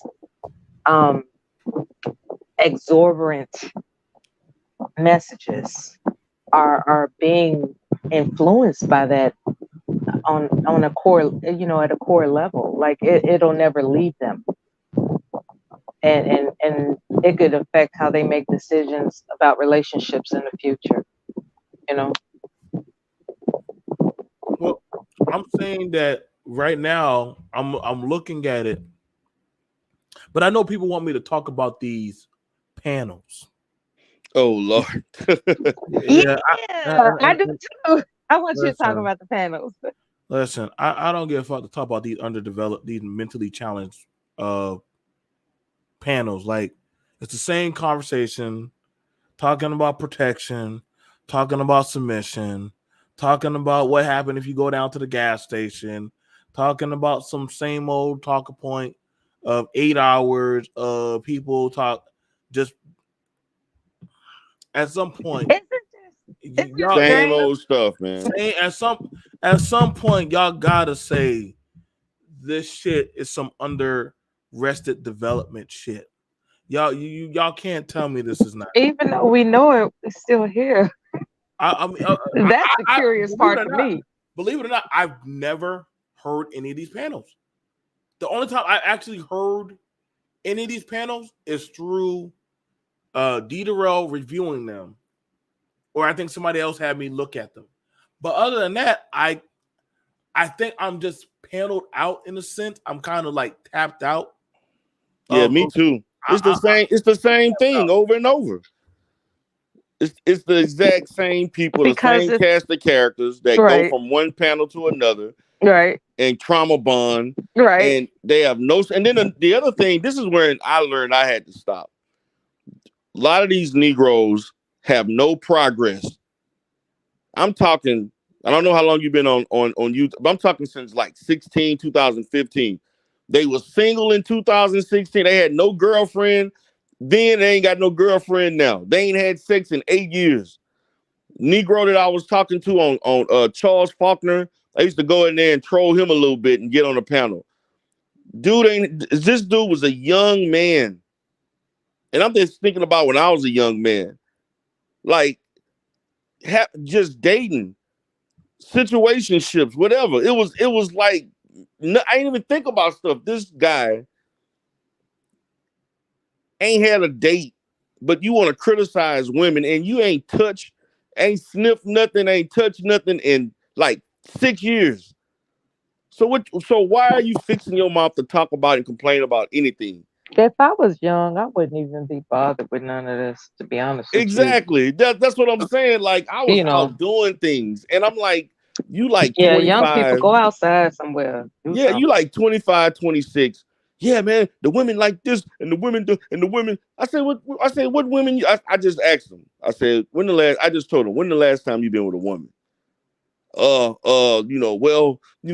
was a long time. And then he started crying because I called him an incel, which he was. Because I'm like, dude, why are you on this panel talking? You have no relationship experience. Okay, so are you are you shaming when you say things like that? Because maybe he's socially awkward and he can't just come out and say it. So are you shaming him into being more socially awkward? And it's just a honest question. No, I'm basically pointing out his inexperience and the fact that you have not worked on yourself. You can work on your behavior and decrease your social awkwardness and become more sociable. And that's the issue. All you gotta do is get off YouTube. That's all you gotta do. Get off YouTube, or not even just get off YouTube. Just, go and do things, interact with people your age, hang out with people, shoot your shot. You're gonna fail sometime. So what if she reject you? Don't internalize it like your life about to end and you damn near 40 years old reflecting on like some people doing, reflecting on shit happened when you was in high school. These are things that happen in dating. Like, everybody not gonna like you. Everybody not going to treat you like that goes both ways. And all this shit about trying to recognize every imperfection of the opposite sex, and you're not even looking at your own imperfections. It is a thing, like, and I'm gonna show you why it falls on deaf ears. I remember when I was a wee church boy, and one of my cousins, he's a super Christian. Okay. And he would go around and damn everybody to hell. And then one day my granddaddy said, "Worry about you. Stop worrying about the next man." Right. You worry about everybody else getting into heaven. You ain't got your own stuff together. What makes you the judge of them? I'm just saying, granddaddy, they out there sinning and sinning and sinning. He said that's their business. That's their walk. It must be something you like. You keep watching them. The BMT, that's the nature of these spaces, to be judgmental, though. Hold on, but see, so if you can critique,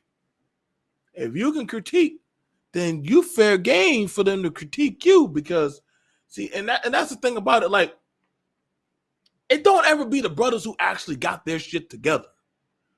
It be the dudes who are struggling in life and going through like 20 years of a slave, and then talking about how the women need to be righteous and chastity, wearing all white, and I'll be like, hold on, bro, like you doing it backwards.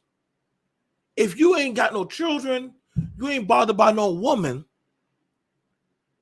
what's holding you back? Well, I want a family and I want to, no, hold on.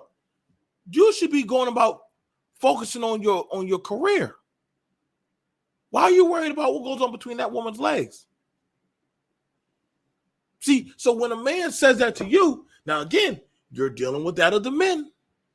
Just like as you as a woman, you try to tell the men what to do.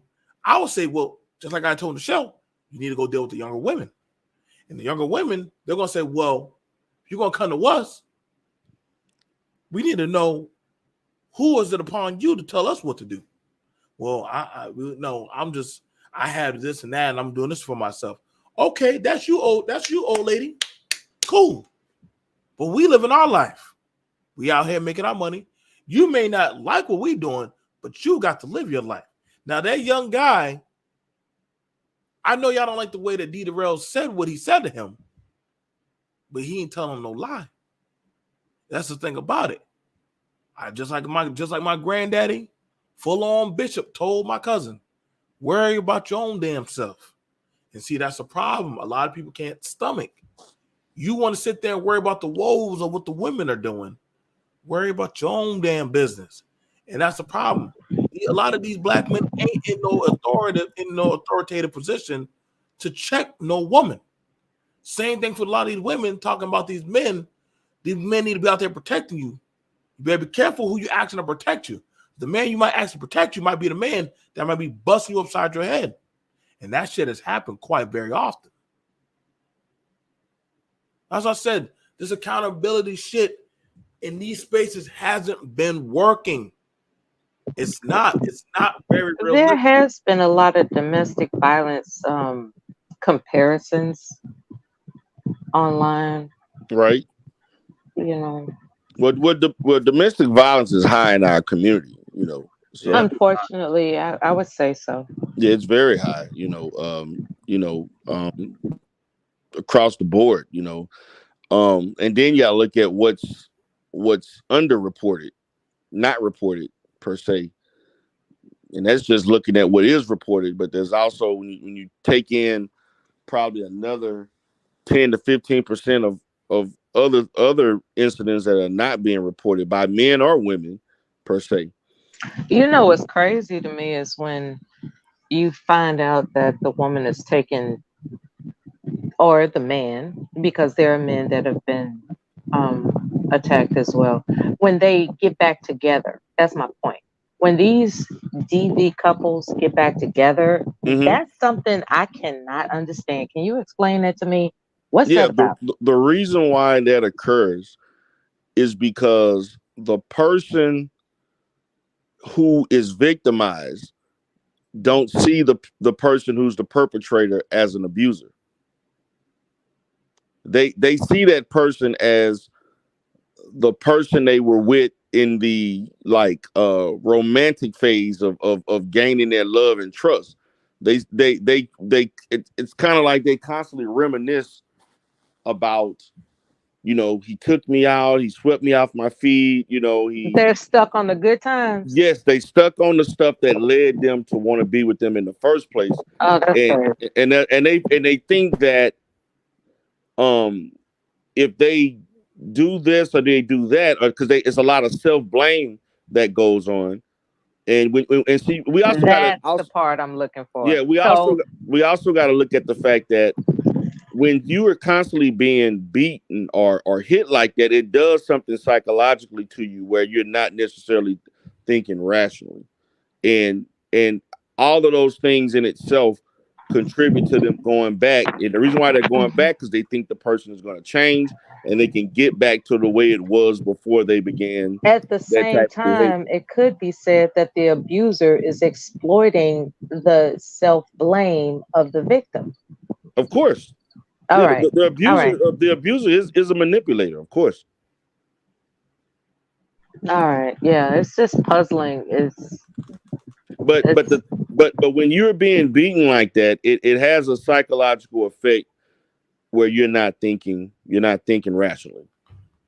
It happens. It happens back and forth. Like, don't think that these men, Bella, don't be going through that type of shit.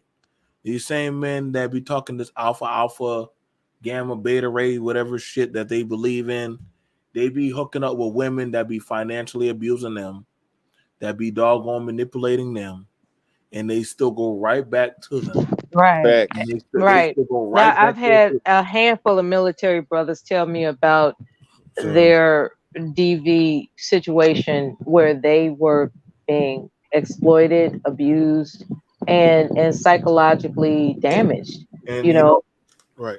and I was just like, wow, you let somebody do that to you. But I didn't say that out loud because I don't want to sound judgmental. But I, it was a different concept for me to understand that these otherwise so-called big, masculine men, big yeah, men. yeah, right.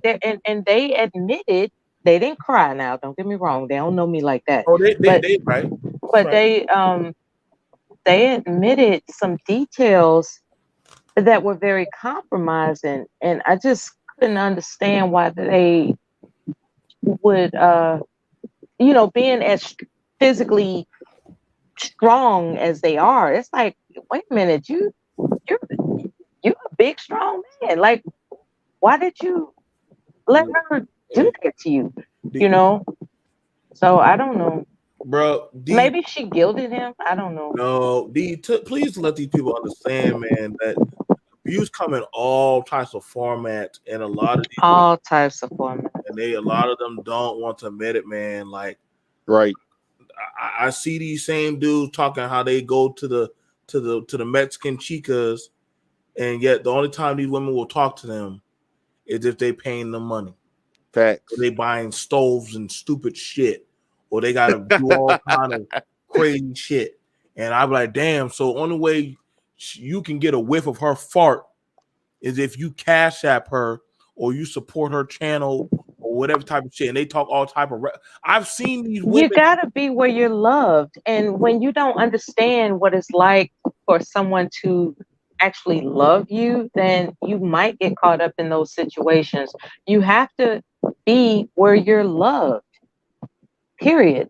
And somebody that's saying you can only talk to me if you cash at me, that's not somebody that means you well. But see, to see now, to some people, this is why I said this protection and accountability and submitting shit here.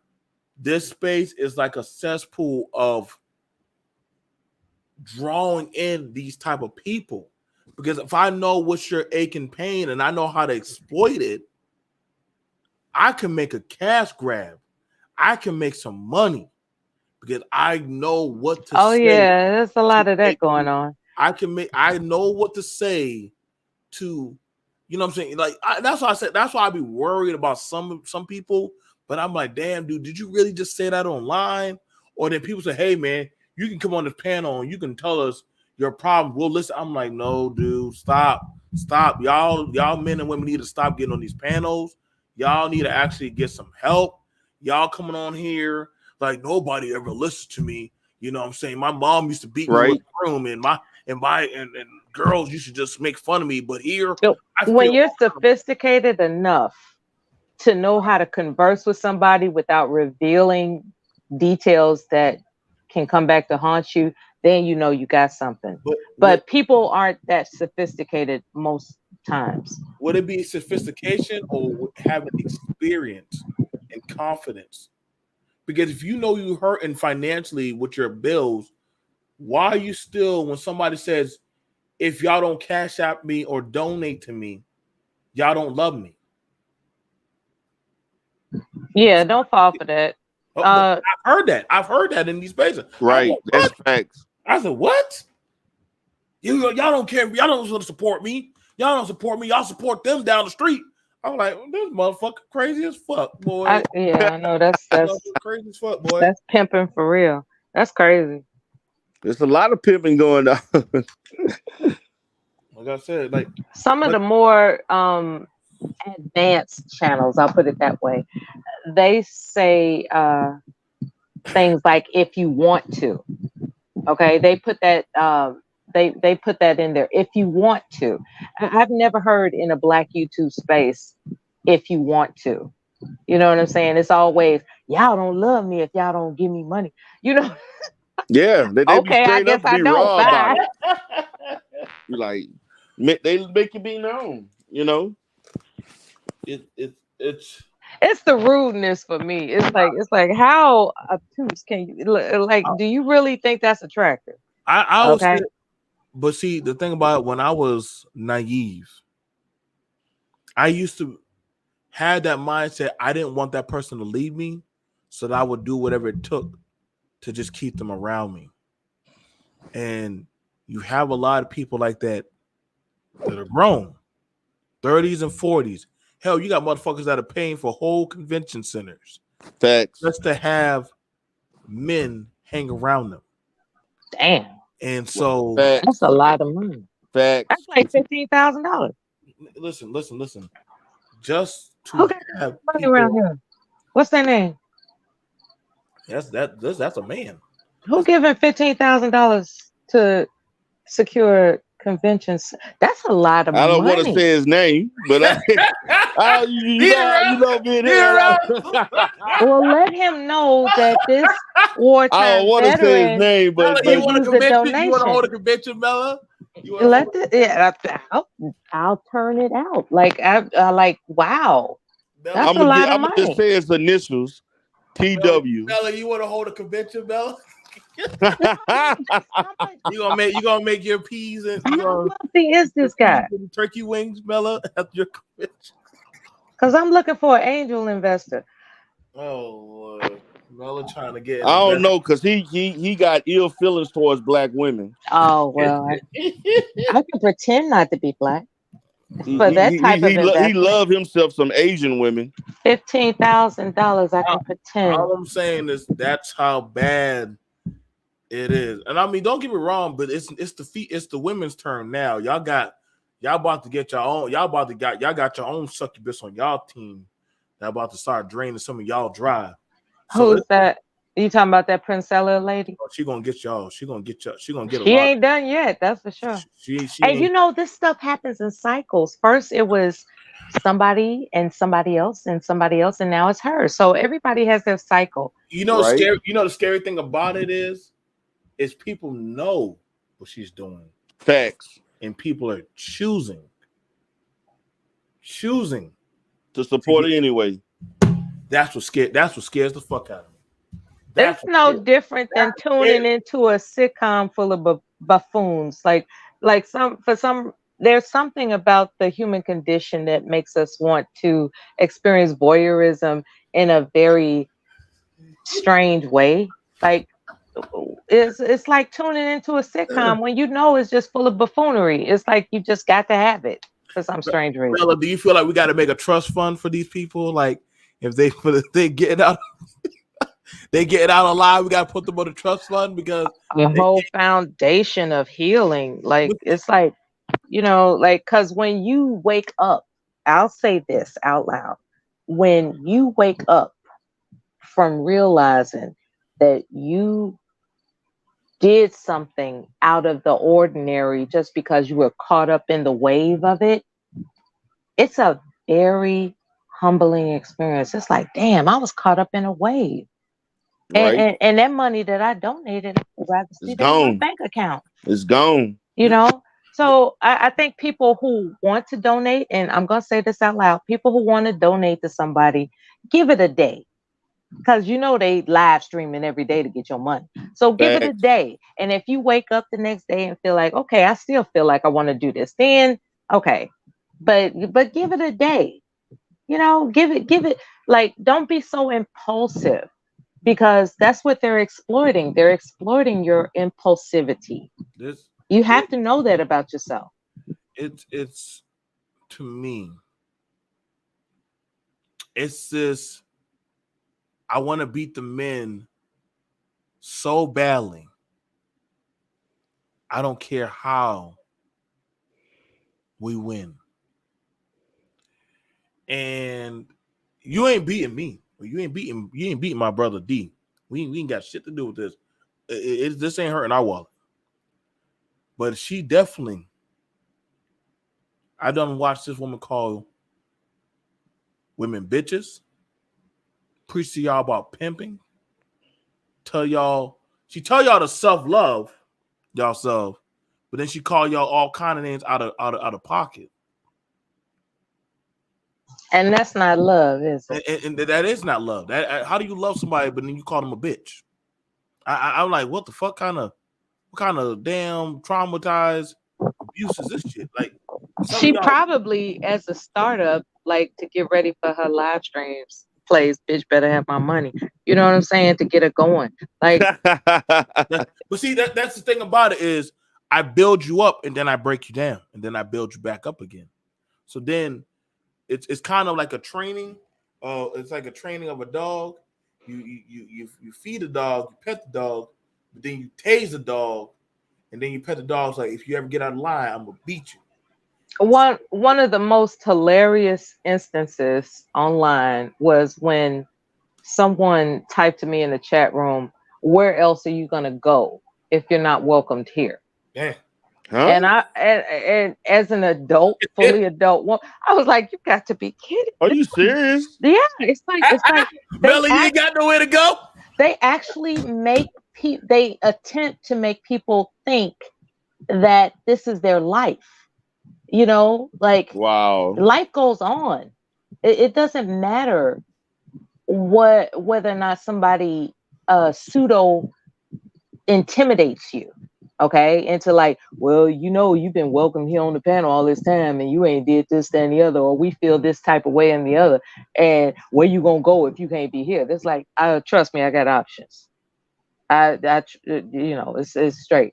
But it's just, that's how sinister this manipulation is with these Black YouTube spaces, because although I haven't listened to her content, I would almost bet that she is saying, who else is going to tell you the truth like I'm telling? Facts. And that's so exactly what she said something almost to that manipulation. effect. And people need to understand that. I'm not saying that you don't have a right to do what you want to do with your money. All I'm saying is give it a day. You ain't going nowhere, baby. Give it a day. And before you just come out your pocket, give it some time to actually discover whether or not you're being impulsive versus you could care less. You could not care less whether they live or die. Okay? Because when you think about it, life goes on. 5 years ago, she wasn't around. You was all right. 5 years from now, you'll be all right. So just think about what you're actually trying to build when you're donating your funds to somebody that is full of shit. Think about it. Facts. I honestly don't feel bad, because like, you have it where people were following Kivana and it didn't matter what the fuck. Like, honestly, this is why I say Negroes need some type of Jesus or something higher to serve or follow. Slavery must have really fucked us up, because we can't just say no to when we see we just see it coming, and some people I would like see it coming. to take that on.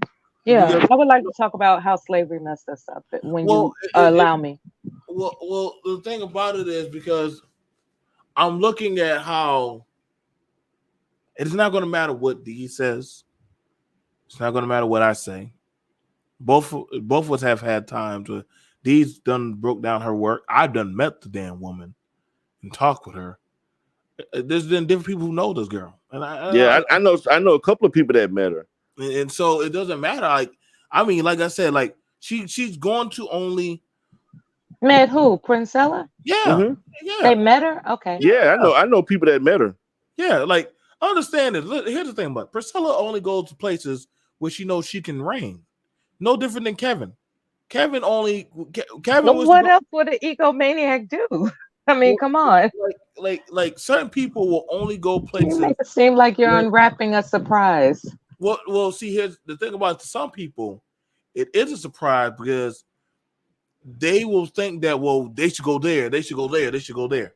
They're not gonna go where their talking points can be dismantled and disseminated, because then it would actually unhinge their box on which they stand on. And people will actually start to think, like, wait a second, why can't you? It's like when Angry Man met that man Destiny. And when he actually met somebody who was not influenced, or Bernard Riley or different people meet other people.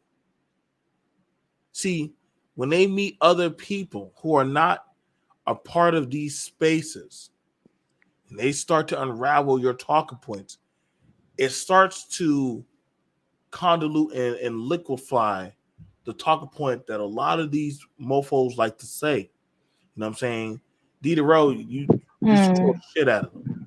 You know what I'm saying? I don't go to certain panels anymore. I used to, but I learned that some people, they like to just be dumb, blind, and stupid. It's a lot easier to swallow that shit. What if I told you that some people are innately captivating, and when someone who's a channel holder is experiencing their talent, skills, and abilities to be captivating, they want to shut them out? And perhaps that's what happened to you. Maybe they just want to shut you out because you're captivating. Because I've seen you on many other panels in years prior where you're not frequenting, you're not there now. And um I guess I guess the term is you have thunder, right? There's a thunder about you. And a lot of people can't stand a storm. When they're faced with something about a person that is captivating, and they realize themselves, like, wow, I can tell people are listening to them and they're taking this in, when I want to be the star of my own channel. And that's when they start jumping on you. You know what I'm saying? And you have to be strong enough to handle that. But you've decided to just, deal with your own channels. So that's understandable too. Yeah, it's just, that's just how these spaces are. People, they come with their talking points, and they jump from one panel to another. And you, D. Darrell, as soon as you revealed your credentials, that's when people started jumping on you. Right. Okay. Because very few people can actually pull that kind of paperwork out about themselves. And so they started jumping on you about that. Right. It definitely is but in a sense, I was put in a position where I felt I almost had to, because when I was talking about certain things, because I was trying to not necessarily. In retrospect, would you have kept it to yourself? When you look back on it, would you have just been one of these people that just frequent panels and talk, and they say, oh, wow, he's really intelligent. But they don't know why. Would you have kept it to yourself? It was going to be hard. In a way, it would be hard, because it's hard for me when they start speaking on some psychological stuff or counseling related stuff, and they just, I don't know, it just do something when people like misquoting stuff like that I know is not true. It's hard for me not to because that was the reason why I like really the research stuff that they was doing, quoting those statistics and stuff. Because they don't really understand how research, they just looking at raw numbers and not looking at how those, like the actual study itself and how to really analyze a research study. It just was hard. It was hard not to say something, because it's like, it's just not true. I think one of the things about it, because when I first came to this space, I used to just sit in the chat. I used to just sit back in the chat. It was only until I started doing my own channel, and O'Shea sought me out. And O'Shea reached out and he wanted me to come on because I was a young entrepreneur, but I was a family man. And around the time they was looking out, they were scouting for guys like me. I said, oh, okay. So I told my guys and I told my team, I said, well, let's go check them out. Let's go check these guys out, the Brother Pill podcast and different other stuff. But now as I came, it wasn't an issue with that at first, but I noticed when you are in your proper lane of alignment, you can't help but correct things that you hear are just way wrong and don't sound right.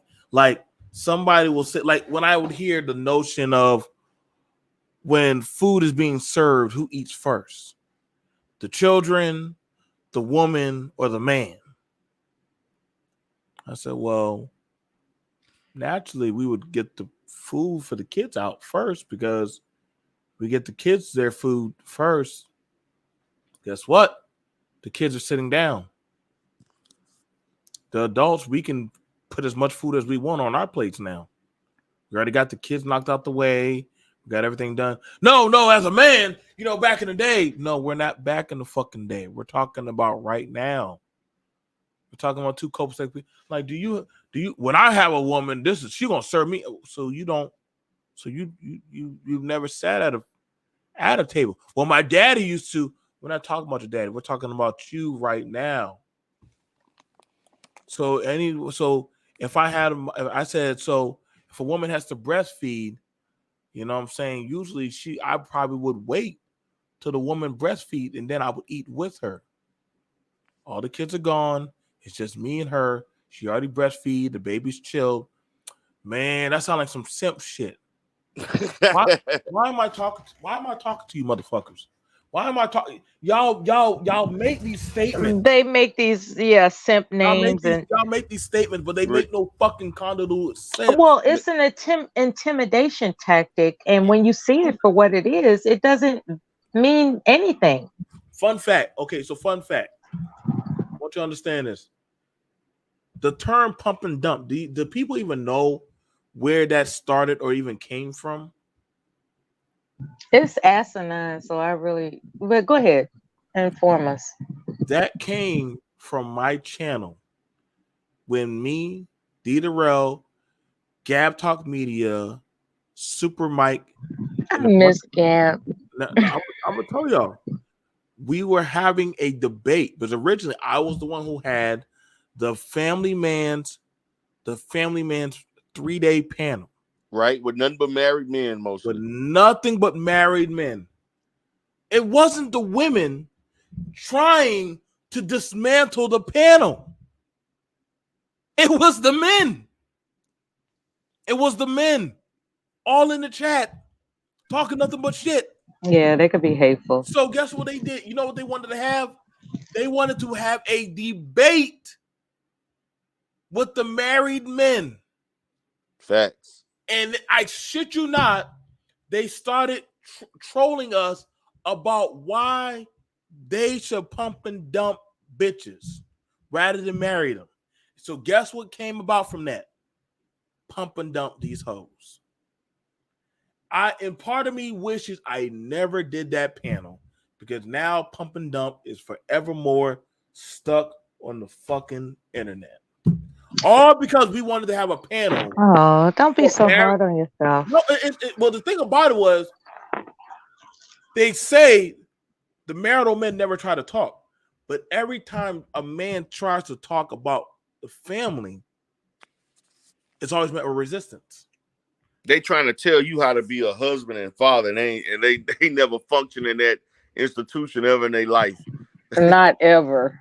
Ever. Ain't never come close to it, but they trying to tell you as like how you're supposed to be and your woman's supposed to do this. And I'm like, get a woman first and then come talk to me. Like, I'm sitting there like, wait a minute, like, are you married? Like, oh, yeah, but I got 2 or 3 kids, 3 different women. Negroes like that, They don't know what it's like to have domestic responsibility on a long term. Like, I'm serious. They don't know what it's like to have domestic responsibility, but they have all these opinions. Right. Exactly. And they don't know how to operate in a household. They don't know how to work with a woman in a relationship. No, not at all. Because in a real relationship, marriage, nobody is asking for. I've never asked my wife for submission. I never talked about stuff. This shit about submission. I've never asked for that. That's some wild shit, man. It's like nobody had these conversations about. Exactly. If anything, we're grateful for the peace. It's like, wow, we getting along. I just love you so much. And remember the time we did this. And ooh, you just look better than ever. You know, we're talking about things that just, make us happy. Right. It's not about like, yeah, so when you gonna do what I submit to me? say, and I control, and I'm the man of the house, and I'm pumping my. No, it don't work. That's not how relationships work. You didn't massage my feet tonight. A lot of the men, a lot of the men that run around just like some of these women preaching, talking about conservative shit, do not believe in it and never actually. And don't practice it. I'm gonna show you a fair fact, and he can take it. He can take it to the chin. Conservative David. Oh no, not him. I said David. David and me had a conversation. And I said, David, he said he has 2 kids. I said, oh, cool, David. Two different women. And I said, David, did you marry? Did you marry? No. But why did you make a baby? Well, I didn't want to get married. But how you talking about conservative and being accountable? But you made children out of wedlock. BMT, a woman shouldn't have rights. And I'm like, David, you're your own problem. You do know that, right? He said that? Yeah, he did. David has 2 kids out of wedlock. He said a woman shouldn't have rights? He did say that. David, listen, you must have not heard. I don't know what it is about my channel, but men confess the most interesting things on this space. What he would said happen? Women should not have rights. What would happen in the okay. Honestly speaking. Okay. Can you tell me what would this world or this country look like if women didn't have rights? Would it be a better country? You better go ask some of those men down the street. Okay, so you're not saying yes or no. Okay, I know where your head is at. I'm gonna say this. I'm gonna say this. This. Neither of you have said yes or no. So you're obviously on the fence about it. Without women not having rights would make the country worse. And the reason why it would make it worse is because if we're gonna go by the standard of living today, most men could not afford to take care of a home by themselves. So if those women had no rights and they could not have any education, no skills to work and do things, they couldn't afford to take care of the family. What makes this country great is that we are a global economic monster. And you can't have that by oppressing a gender of people. Right, exactly. I'm gonna say this. I'm not for taking nobody's rights. I'm not for taking away women's rights to vote. Just like I'm not for. And I'm not even gonna talk about the fact that we're human beings. Just for not. Okay, but we are. We're human beings. Well, I mean, the thing about it is, you're not gonna hear me saying women should go back home and be barefoot and pregnant. I want my children and I want other women to go to school. Why would you want your other half in your household to not be educated, not be able to have some schooling under their belt? Like Sunni Islam control.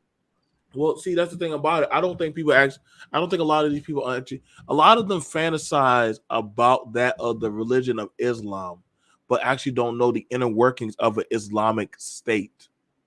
And so they speak on stuff, and I'm like, y'all wouldn't survive in an Islamic state. Y'all wouldn't survive in a lot of these cultures that you praise and promote and propagate. Like, so when y'all, so in saying Edify us in detail about that, because a lot of people think that it's about oppressing women when there are more rules to it than that. Yeah, the well, men have a whole bunch of responsibilities. yeah, that's what I'm saying. Like the rule, like the same way how it's hard on the women, it's a lot harder on the men. And every man is not guaranteed a woman in those areas. They're really not. Like there's a lot more scrutinizing on the men. So this is why I always try to have this conversation. Like, you know, women don't need to go to school. So these things are backwards, man. But you don't want the woman to teach the children. A more educated woman is a better teacher. It makes no sense, man. It raises the income to the household. Like y'all, And that goes back to the slave go ahead. Thing that you were mentioning, how did slavery mess us up as a people? I will say it's the beatings, the fact that we not, well, maybe not you all, I'm sorry, not people that may be within the sound of my voice currently, but there are those of us in this Black American experience who know that for whatever reason they resulted to corporal punishment. And corporal punishment is not the answer to disciplining your child. I believe that because beating our ancestors was handed down from generation to generation, the shit rolled downhill. It's like I was beaten, I got in line, so I'm gonna beat this child to get them in line. And then that child grows up and beat their child to get in line. And that is the most asinine thing to do when raising children. That's just my humble opinion. There are those that dispute me that say that, well, there are some kids that only understand corporal punishment. I haven't met those children.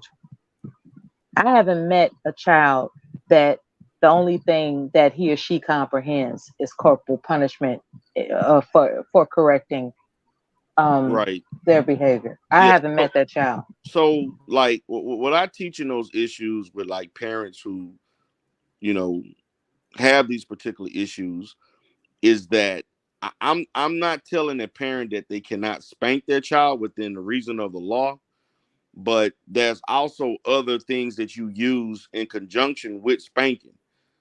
And the problem is that in our culture, spanking for everything, just, you know, you did something wrong, just get your ass whooped type of thing, you know, especially in the South, you know, you know, just you did wrong, you just, you know, it's a whooping, it's a whoop, and And that was influenced by our ancestors being enslaved and the behavior that was perpetrated upon them. And they took it to their children and so on and so on and so on. And it's a failed experiment in ignorant behavior. Period. And so, like, there are other means, you know, you can to me, explaining to your child and talking to them and communicating with them about right and wrong, you know, giving other types of punishment, preventing them or taking away privileges and things like that, and being consistent. To me, the consistency of giving rewards and punishment, to me, on those type of behaviors, to me is probably the most effective. I agree. And let's also include, if you don't mind me saying so, I think I interjected. I think I interrupted you. Please tell me I interrupted you and I'll be quiet. Yeah, you good. Go ahead. Okay, thank you very much. What I'm saying is that when it comes to adults who perceive and project the mindset of a child to be equivalent to their own, that is an entrance to a dangerous situation for that child, because I've heard so many parents say, you did that on purpose. You are trying to play me. You are trying to do, you know what I'm saying? It's like a child is just discovering their world. and Right. it's up to you to guide their navigation. You know what I'm saying? It's not about them having the mental capacity of a 25-plus-year-old and say, yeah, I'm getting ready to manipulate my mother and my father today, or my grandmother, my grandfather, or my aunt. No, that's not what they're doing. Now, when it comes to teenagers, that's because hormones are kicking in. That's something else. Um, they, teenagers are something else. I'm talking about young children, like 2, 3, 4. When they call it the terrible twos, it's because they're telling their parents no all of a sudden.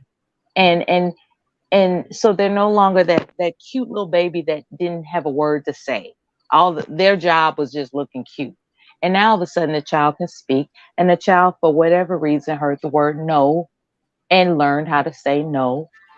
And then all of a sudden it's terrible twos. It's like they're discovering their world. They absorb what you teach them. So teach them properly without projecting that their mindset and ability to be conniving and manipulative, as you might be, is instilled in them. They're growing. They don't know what being manipulative is.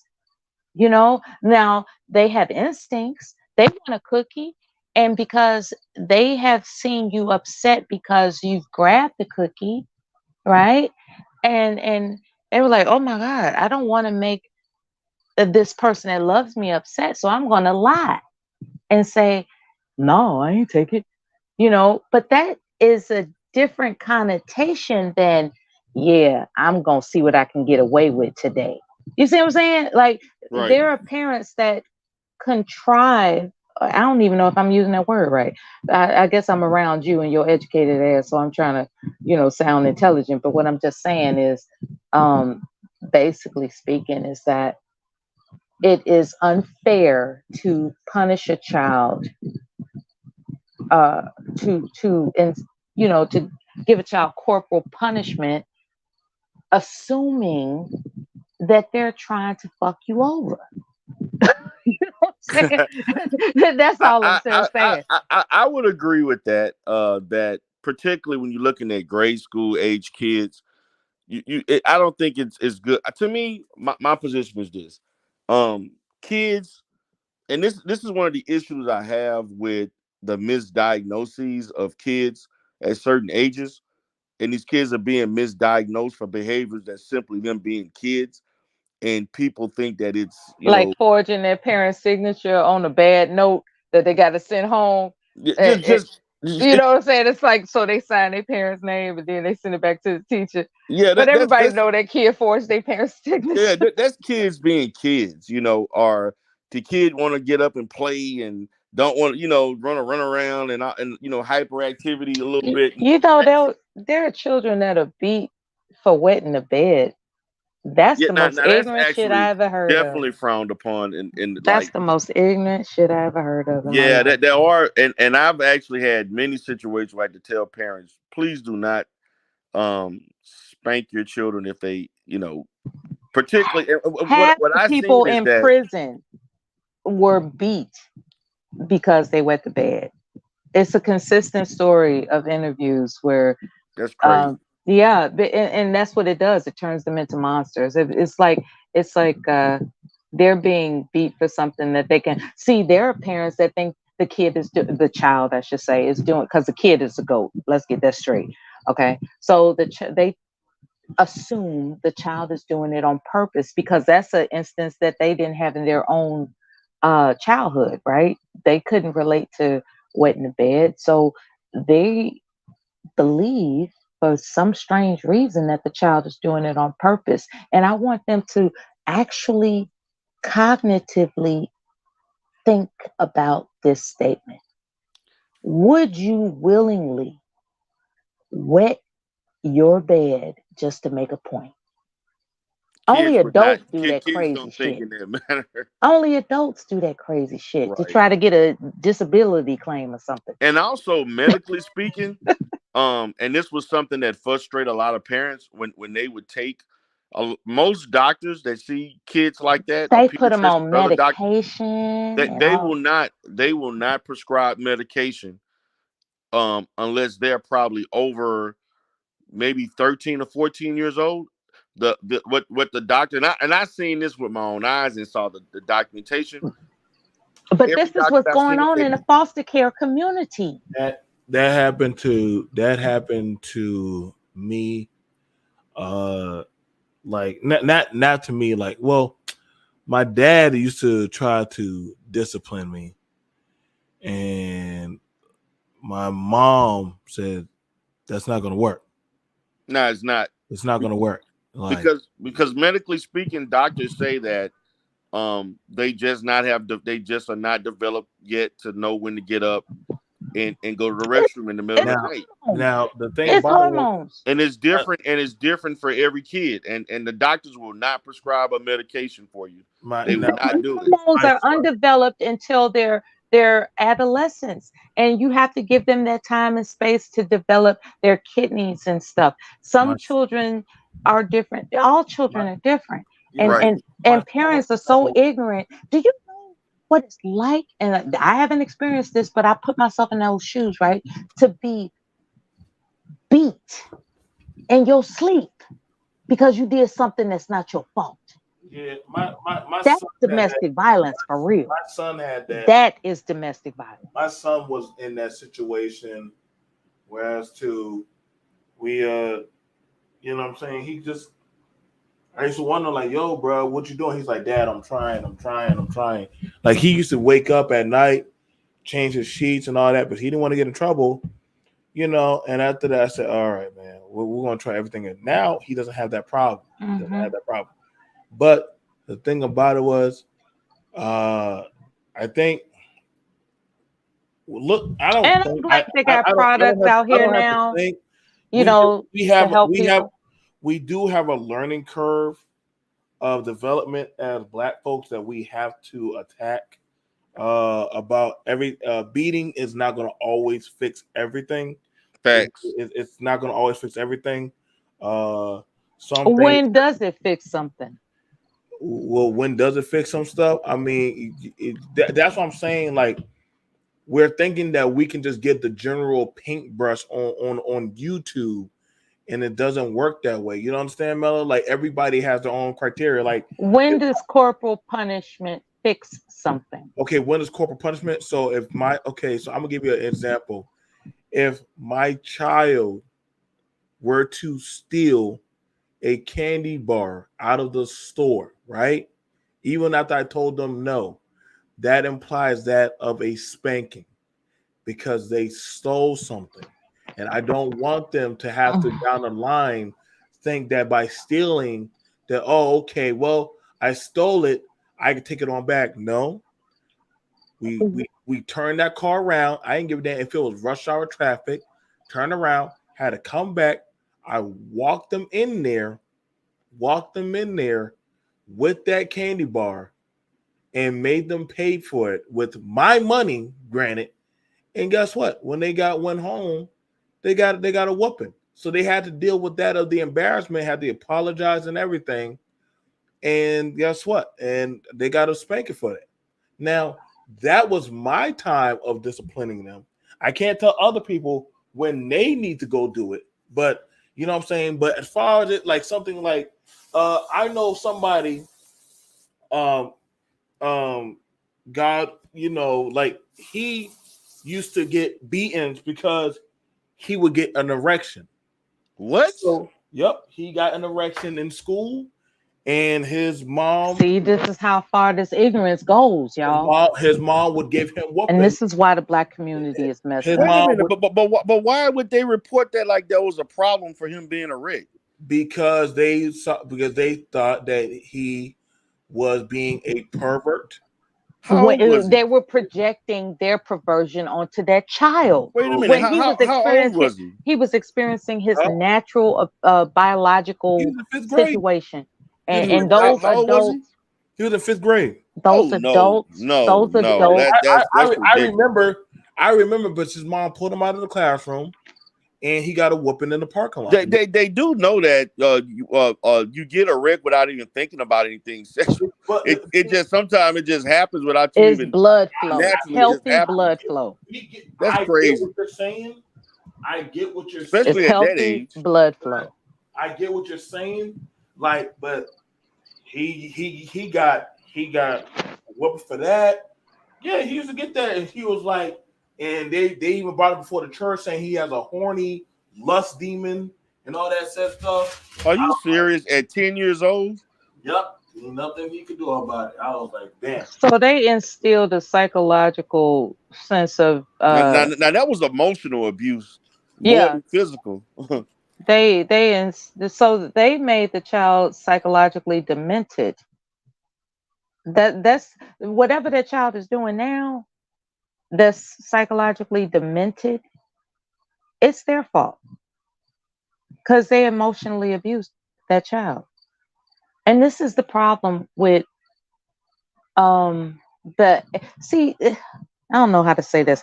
There's an arrogance about us as Black people, right? It's like we are so um ashamed, I'll say it, about the fact that what's most prominent about our existence here in this country is, you know, featured around slavery, that we practice this air of arrogance, like I'm above what my ancestors went through, to the point where we think we know everything and we don't.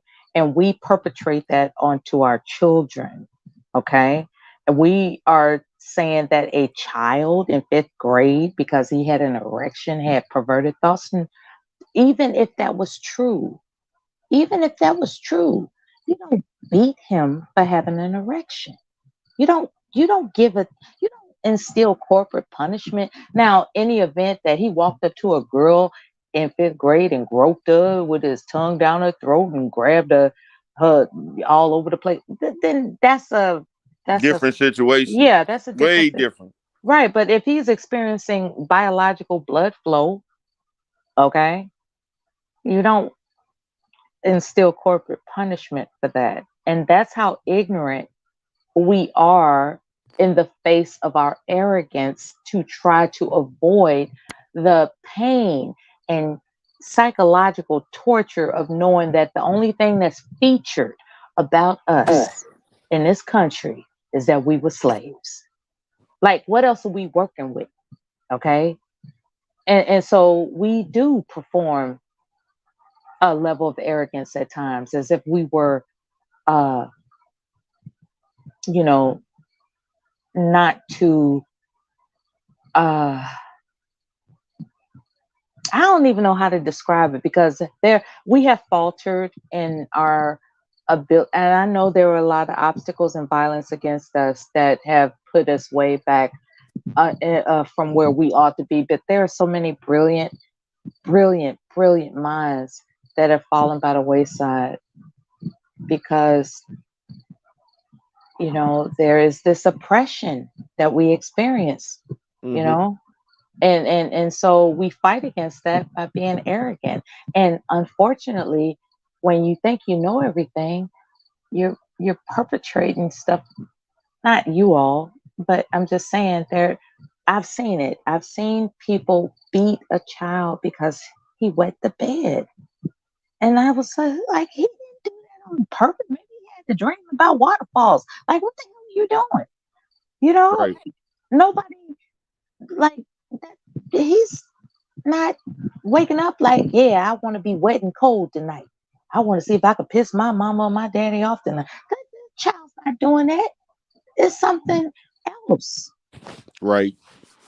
you know. And the fact that, you know, some parent got their mind made up. Yeah, they fucking with me. They fucking with me.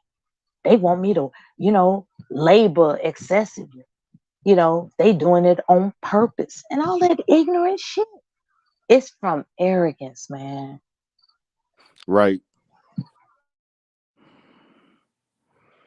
Yeah, I mean, there's some things culturally of us raising, our children and different things that definitely has been heavily influenced through slavery because we didn't know any other what was done to us. They didn't know any other way. and that's why it's good to, like I was saying, there's other means, other strategies that can be utilized. In slavery, when somebody broke eggs, they accused them of doing it on purpose, right?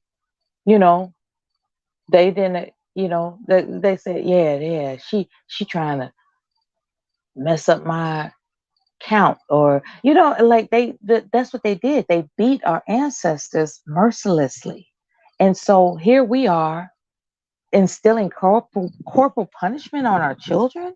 So that's how I know slavery messed us up, because we're still instilling corporal punishment on our children.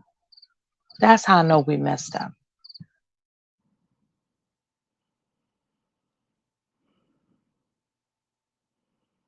I don't even care about these online talking points, to be honest with you. Like, because they come and go like the wind blows. Like, you know, Yeah.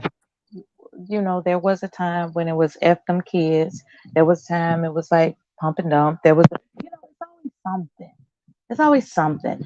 But the main thing is that we all still get to communicate for the time being, and and that's the longevity of it. That we still, like, there are those of us who've said that they've been talking in these spaces, what, 2015, 2000, Yeah. up to now. So for the time being, we still get to communicate with each other and hopefully find something beneficial in the midst of buffoonery. Hopefully. And that's a big stretch of hope right there, because it is a lot of clowning that goes on.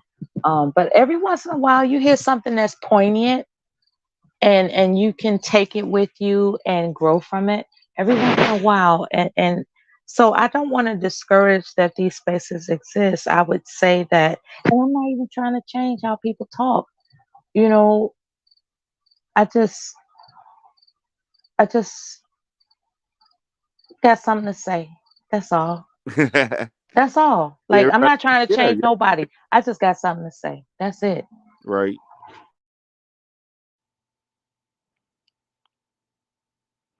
I get it. I get it. Everybody come on here with a certain talking points, certain opinions. Everybody has the right to share their opinions, and based on their experiences, what they learned, and so on. So um, that's what make it. I guess that would make you. That's what makes YouTube great. I guess Yeah, everybody has the opportunity to do that. I would have been discouraged off here a long time ago if I wasn't retired, right? Um, and I'm just not the type of person to hang in a tavern or a lounge, and then make friends there, and next thing you know, somebody following me home. I'm just, I what I find really relieving about these spaces is that you can say anything from A to Z and just leave. It's a beautiful thing. And some people have the luxury of being anonymous, some don't. But either way, it's still here. Right.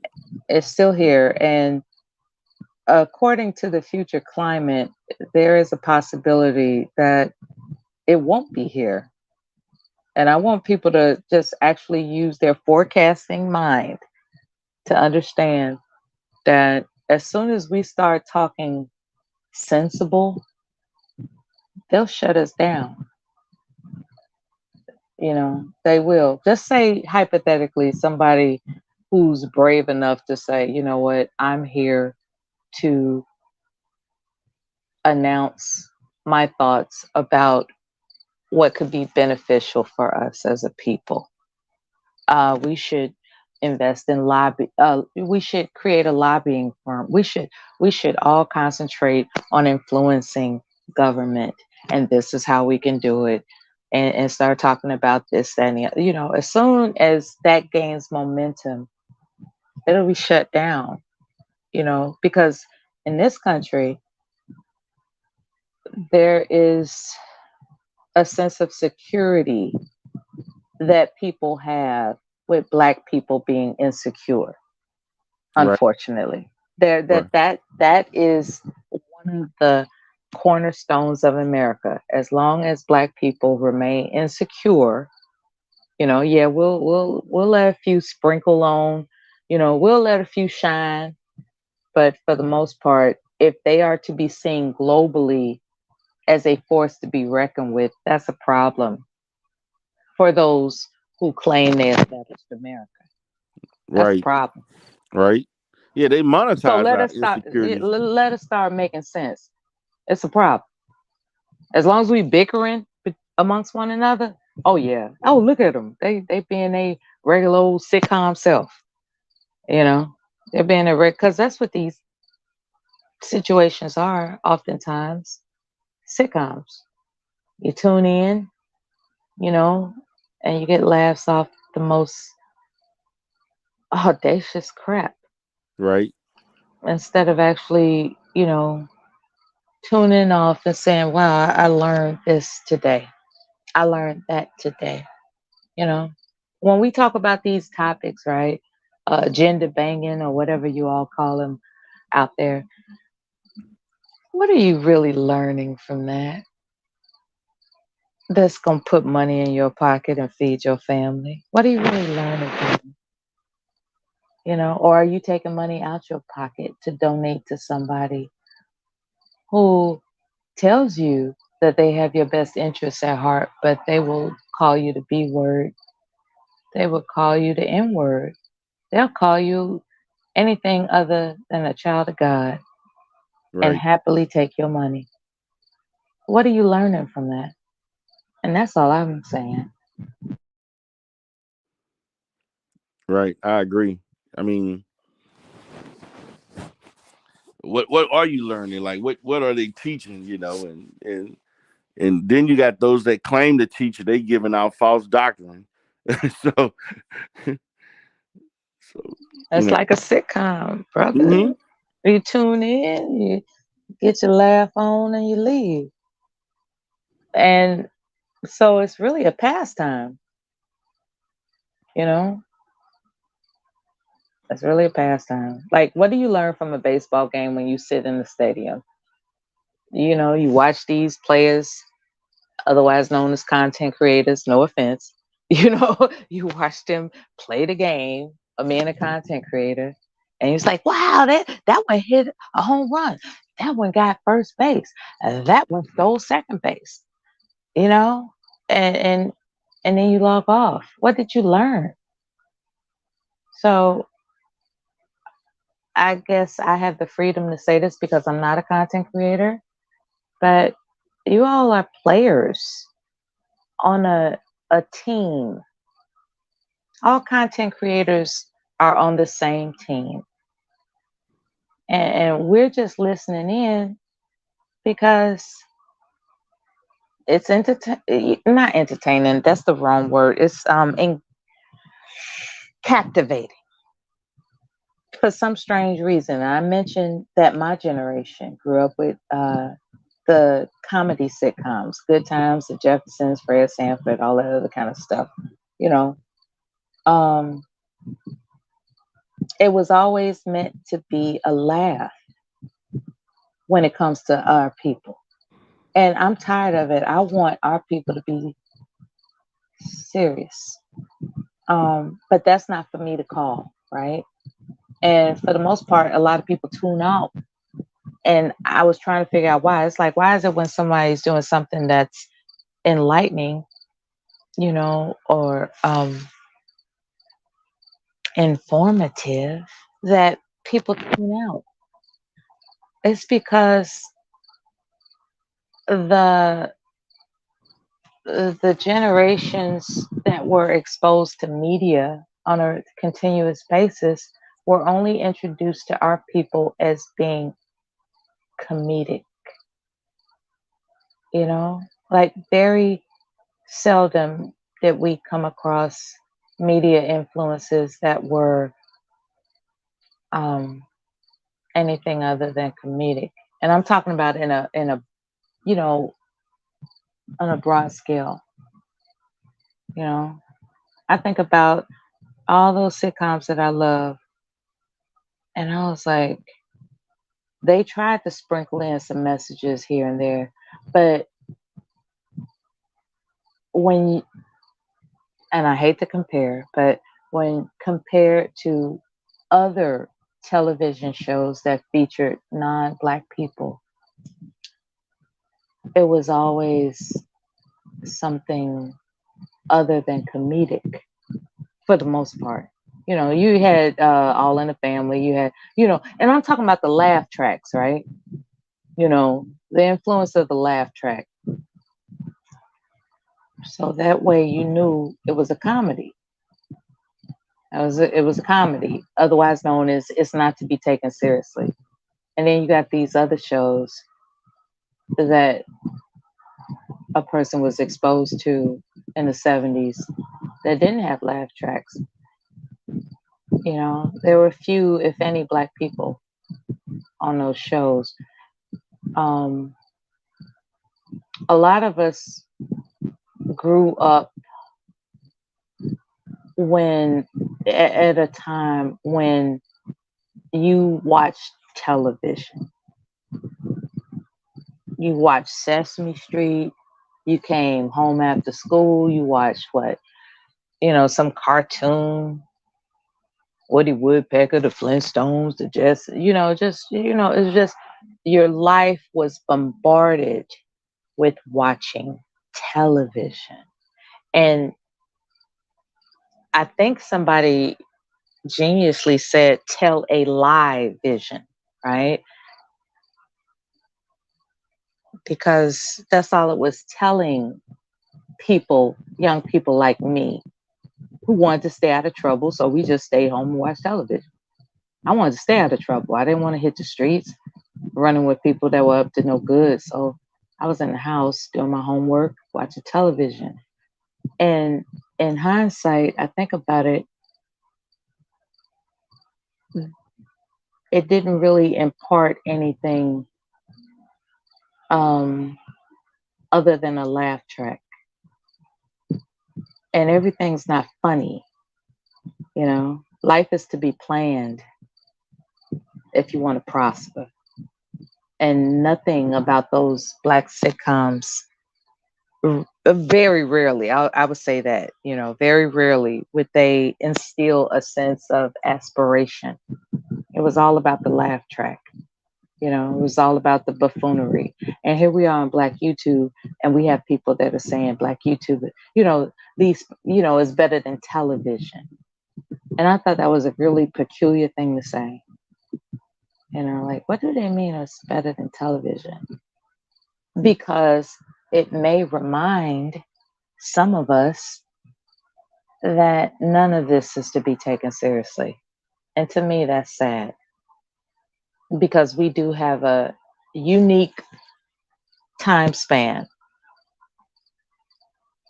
to take each other seriously and impart wisdom and gifts of information to take with us that can enhance our families, But we're not doing that. We're just making fun of each other and making up terms and that don't really mean anything, What does a high value man actually mean? 6-figure man. This didn't mean, it's like what is all that average at best? What's another term? Because I'm not up on the current ones, but I know the past ones, F them kids and black men ain't this and all this other. It's like, where are we going with all this? I guess that's my overall. I guess I went around the bush, to just basically ask that question. Where is all this going? These spaces and these colloquial terms and colorful, adjectives and, nonsensical, conversation. Like, where is this going? But, I don't mean to get too serious. People have known me for being, something other than serious. So But I was just wondering if anybody ever asked themselves that question. When it comes to these spaces, these terms, where is it going? It hasn't produced solutions that people can walk away with to enhance their families, themselves, and their futures. It's just talk, you know. But not trying to sound like a hypocrite. I will be back again. You know, somebody might see me trying to talk on some other panel some other time. I'm not going to deny that I'm stuck. You know, I'm retired, but I will say that when I take a week off, take a week on, take a week off, take a week on, I'm not quite as attached to it as I was some time back. Some time back, I was consistently present, consistently trying to see who's live and what's going on and what's happening. But what I understand is that you can taper off, you can pace yourself, and I recommend it. You know, if these spaces at some point doesn't make sense to you, take a week off, come back, and take another week off and come back. That way, it's not such a I just got to tune in, or I don't feel like um I because some people they feel like they're missing stuff, right? Like, damn, I didn't even know this Priscilla. Where she come from? Last time I heard y'all was talking about Jessica. Last I heard y'all was talking about Kevin Samuels. So a lot of people they tune in constantly because they think they're missing out on something, and you're not. And that goes back to my question: where is this going? To the point where people think they're missing out on stuff that isn't necessarily benefiting their life. Now, why you gonna let me run my mouth this long? You know I can talk. Are you here? BMT, D Derail? Y'all took a restroom break? Oh, anyway, shout out to the chat room. Shout out to the panel. Shout out to the live stream. And thank you for listening. I'm going on mute.